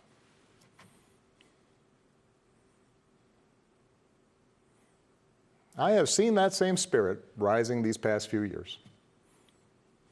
Folks of every age and background who packed city centers and airports and rural roads so that families wouldn't be separated, so that another classroom wouldn't get shot up, so that our kids won't grow up on an uninhabitable planet. Americans of all races joining together to declare, in the face of injustice and brutality at the hands of the state, that Black lives matter. No more, but no less. So that no child in this country feels the continuing sting of racism. To the young people who led us this summer, telling us we need to be better, in so many ways, you are this country's dreams fulfilled. Earlier generations had to be persuaded that everyone has equal worth. For you, it's a given, a conviction. And what I want you to know is that for all its messiness and frustrations, your system of self-government can be harnessed to help you realize those convictions for all of us. You can give our democracy new meaning. You can take it to a better place. You're the missing ingredient. The ones who will decide whether or not America becomes the country that fully lives up to its creed. That work will continue long after this election. But any chance of success depends entirely on the outcome of this election. This administration has shown it will tear our democracy down if that's what it takes for them to win. So we have to get busy building it up by pouring all our efforts into these 76 days and by voting like never before for Joe and Kamala and candidates up and down the ticket so that we leave no doubt about what this country that we love stands for today and for all our days to come. Stay safe. God bless.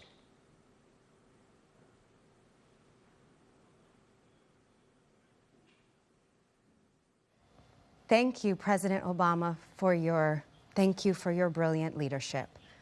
Joe Biden has chosen an extraordinary woman to be his running mate. Kamala Harris is a fighter and a trailblazer, using her groundbreaking ideas to protect families and keep them together by reducing recidivism. I am so thrilled for her to become the Vice President of the United States. Now, please welcome our convention chair, Congressman Benny Thompson.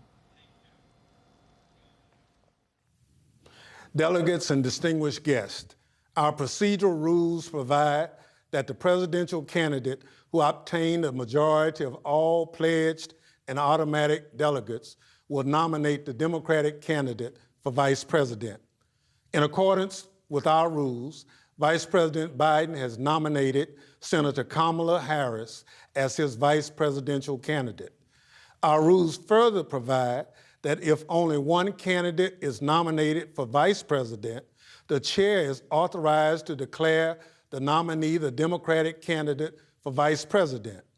As such, with only one nomination received and pursuant to our rules, I hereby declare that Kamala Harris is elected as the Democratic candidate for vice president. I'm pleased to report that Vice Presidential candidate Kamala Harris has been invited to deliver an acceptance speech. Kamala Harris is my auntie. My stepmom. My big sister, which means you'll always be my older sister. And there are some things we'd like to share with you. To my brother and me, you'll always be Mamala, the world's greatest stepmom. You're my role model who taught me I could do and be anything I wanted. My very first friend, my confidant, my partner in mischief and in justice. You're a rock, not just for our dad, but for 3 generations of our big blended family. You showed me the importance of public service and made sure I grew up surrounded by smart, strong, ambitious women every day. Growing up, heaven help the poor kid who picked on me, because my big sister would be there in a flash, ready to have my back.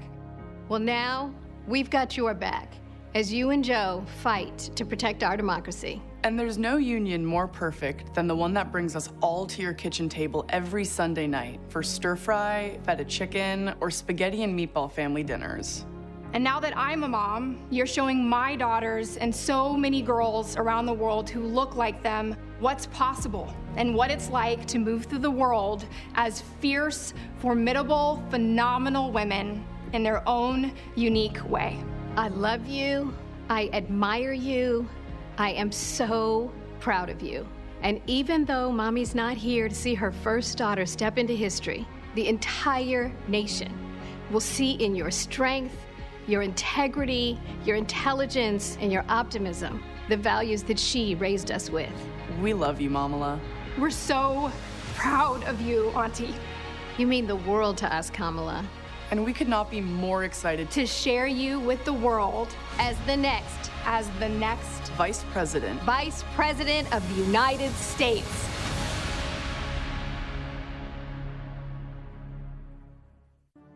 Joe Biden has selected Kamala Harris as his running mate. She is the first Black woman, first South Asian woman to be named on the Democratic ticket. This is an historic pick. Someone who looks like us on a presidential ticket. That's crazy.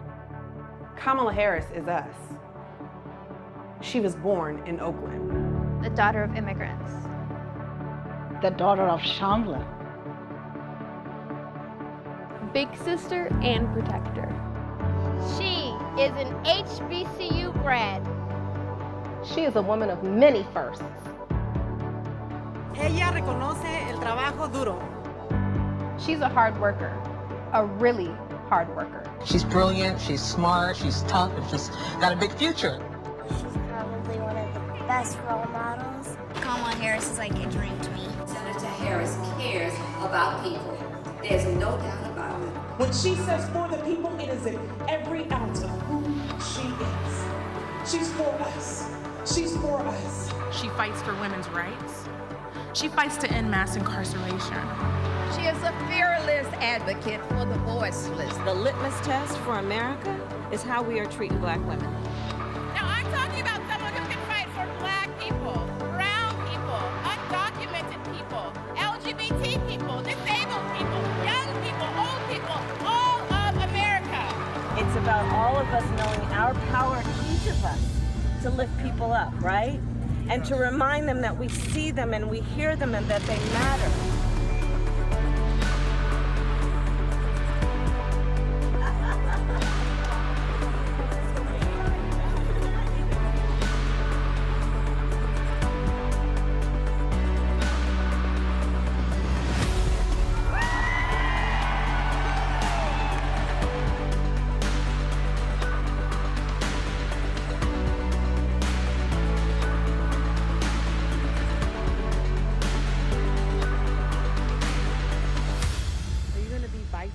Of the United States?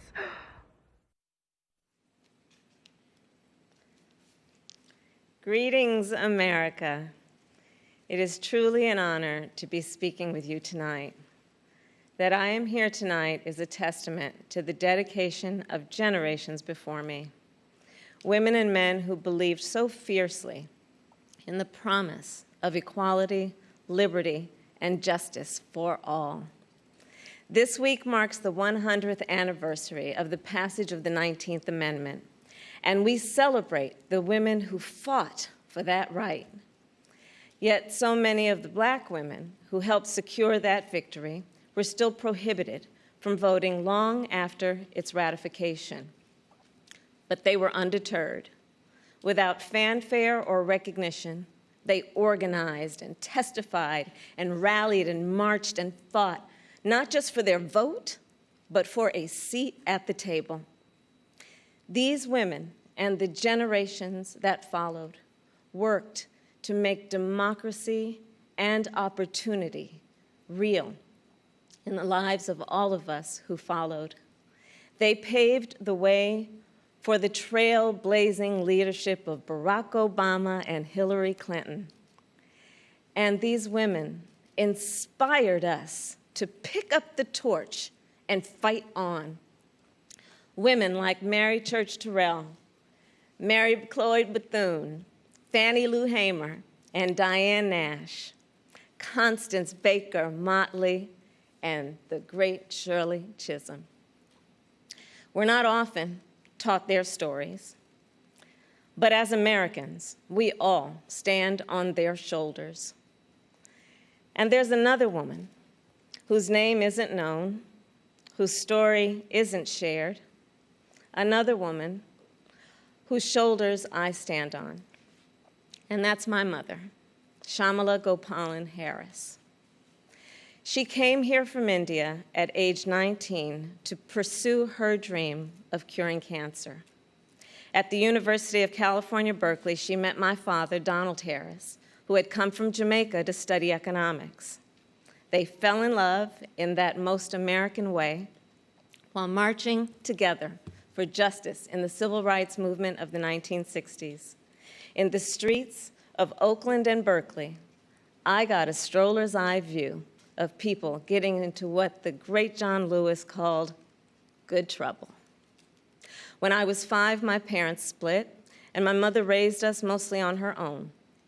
Like so many mothers, she worked around the clock to make it work, packing lunches before we woke up and paying bills after we went to bed, helping us with homework at the kitchen table and shuttling us to church for choir practice. She made it look easy, though it never was. My mother instilled in my sister Maya and me the values that would chart the course of our lives. She raised us to be proud, strong Black women, and she raised us to know and be proud of our Indian heritage. She taught us to put family first, the family you're born into and the family you choose. Family is my husband, Doug, who I met on a blind date set up by my best friend. Family is our beautiful children, Cole and Ella, who call me Mamala. Family is my sister. Family is my best friend, my nieces, and my godchildren. Family is my uncles, my aunts, and my chitties. Family is Mrs. Shelton, my second mother who lived 2 doors down and helped raise me. Family is my beloved Alpha Kappa Alpha, our Divine Nine, and my HBCU brothers and sisters. Family is the friends I turn to when my mother, the most important person in my life, passed away from cancer. And even as she taught us to keep our family at the center of our world, she also pushed us to see a world beyond ourselves. She taught us to be conscious and compassionate about the struggles of all people, to believe public service is a noble cause and the fight for justice is a shared responsibility. That led me to become a lawyer, a district attorney, attorney general, and a United States senator. And at every step of the way, I've been guided by the words I spoke from the first time I stood in a courtroom. Kamala Harris, for the people. I have fought for children and survivors of sexual assault. I fought against transnational criminal organizations. I took on the biggest banks and helped take down one of the biggest for-profit colleges. I know a predator when I see one. My mother taught me that service to others gives life purpose and meaning. And oh, how I wish she were here tonight, but I know she's looking down on me from above. I keep thinking about that 25-year-old Indian woman, all of 5 feet tall, who gave birth to me at Kaiser Hospital in Oakland, California. On that day, she probably could have never imagined that I would be standing before you now and speaking these words. I accept your nomination for Vice President of the United States of America.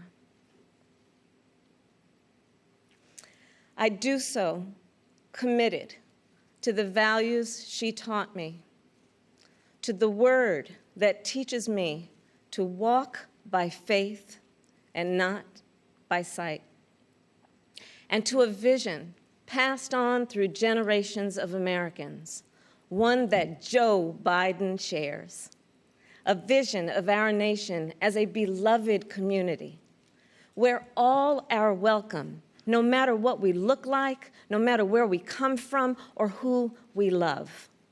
A country where we may not agree on every detail, but we are united by the fundamental belief that every human being is of infinite worth, deserving of compassion, dignity, and respect. A country where we look out for one another, where we rise and fall as one, where we face our challenges and celebrate our triumphs together. Today, that country feels distant. Donald Trump's failure of leadership has cost lives and livelihoods. If you're a parent struggling with your child's remote learning, or you're a teacher struggling on the other side of that screen, you know what we're doing right now is not working. And we are a nation that is grieving the loss of life, the loss of jobs, the loss of opportunities, the loss of normalcy, and yes, the loss of certainty. And while this virus touches us all, we got to be honest, it is not an equal opportunity offender. Black, Latino, and Indigenous people are suffering and dying disproportionately. And this is not a coincidence. It is the effect of structural racism, of inequities in education and technology, healthcare and housing, job security and transportation, the injustice in reproductive and maternal health care, in the excessive use of force by police, and in our broader criminal justice system. This virus, it has no eyes, and yet it knows exactly how we see each other and how we treat each other. And let's be clear, there is no vaccine for racism. We've got to do the work.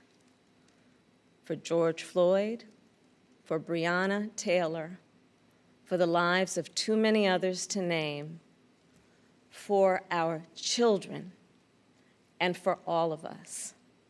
We've got to do the work to fulfill that promise of equal justice under law. Because here's the thing, none of us are free until all of us are free. So we're at an inflection point. the constant chaos leaves us adrift. The incompetence makes us feel afraid. The callousness makes us feel alone. It's a lot. And here's the thing. We can do better and deserve so much more. We must elect a president who will bring something different, something better, and do the important work.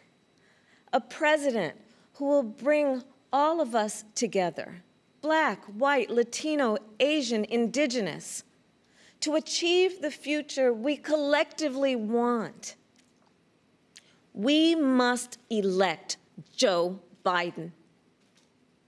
And I will tell you, I knew Joe as vice president. I knew Joe on the campaign trail.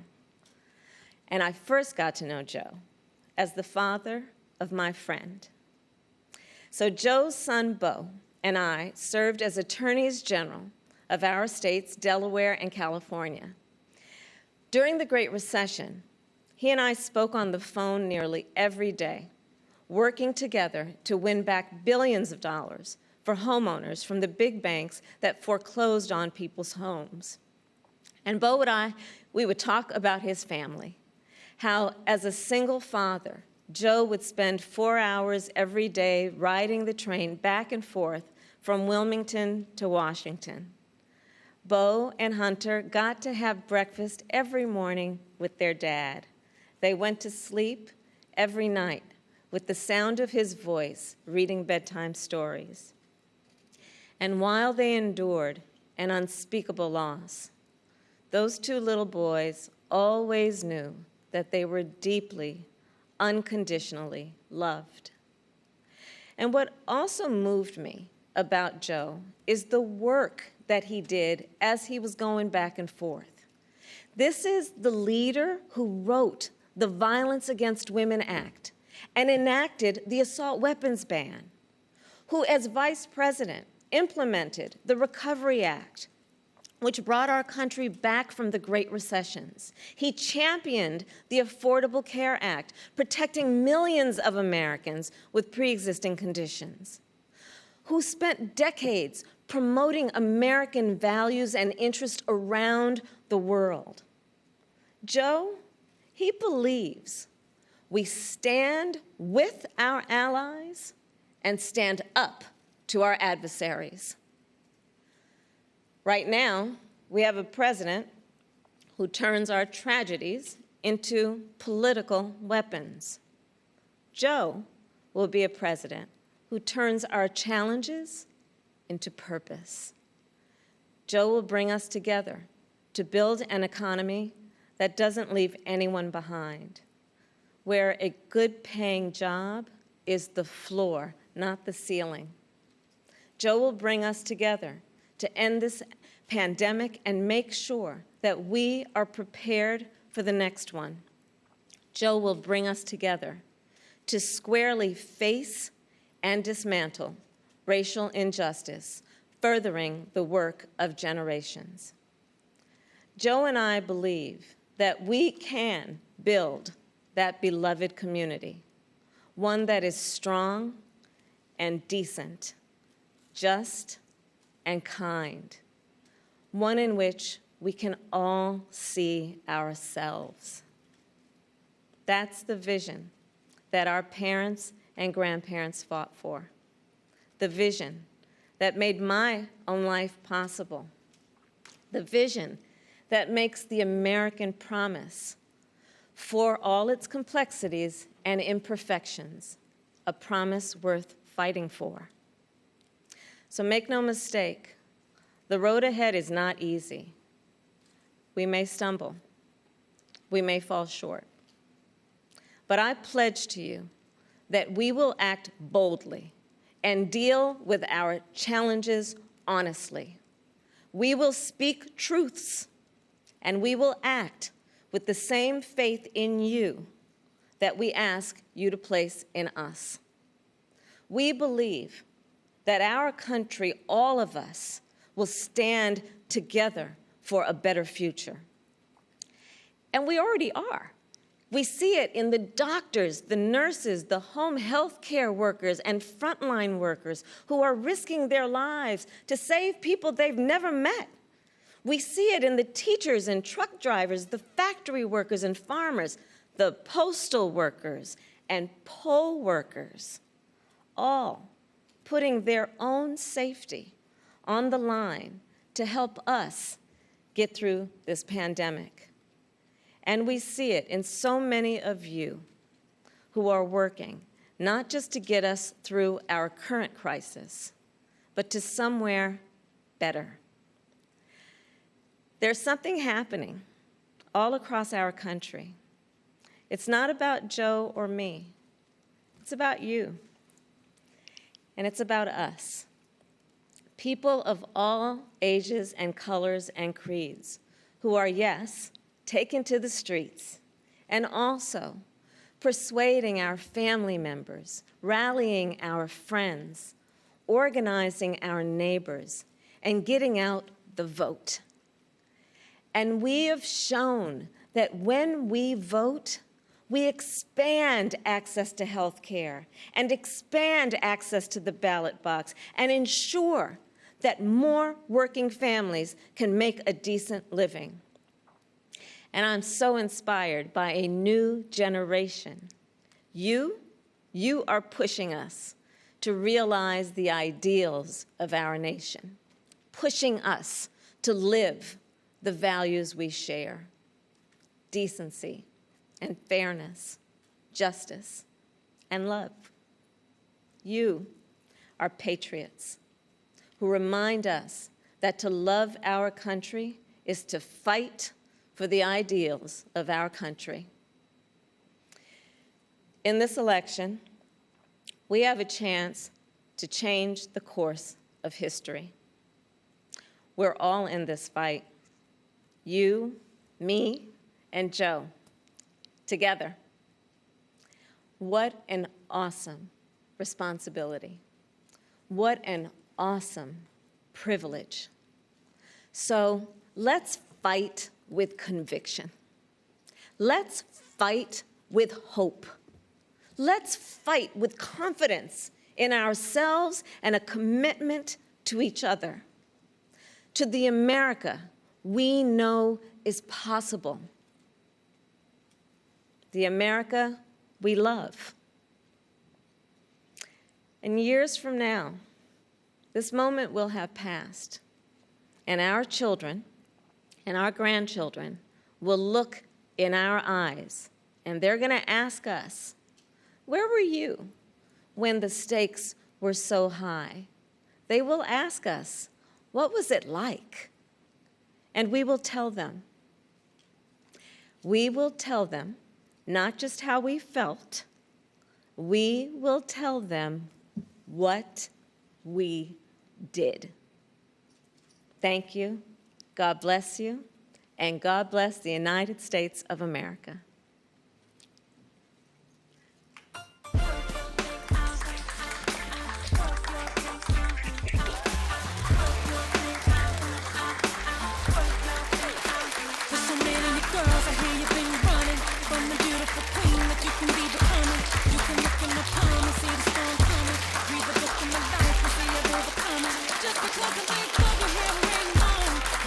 Criticize you for your skin tone.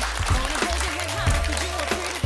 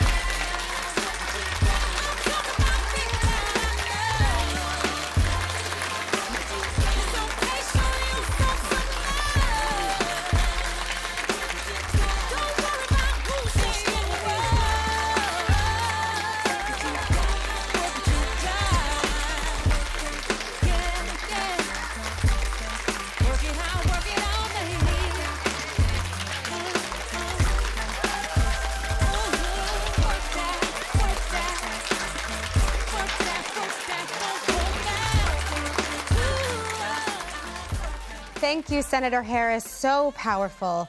To close out the night, we've got some amazing music from the incomparable Jennifer Hudson, as well as some highlights from tonight. And then tomorrow, we'll hear from more Americans fighting for a more perfect union, fighting for all of us. And finally, Joe Biden will officially accept the nomination for president. I'll be tuning in. I hope you will too. Thank you for letting me be a part of your night.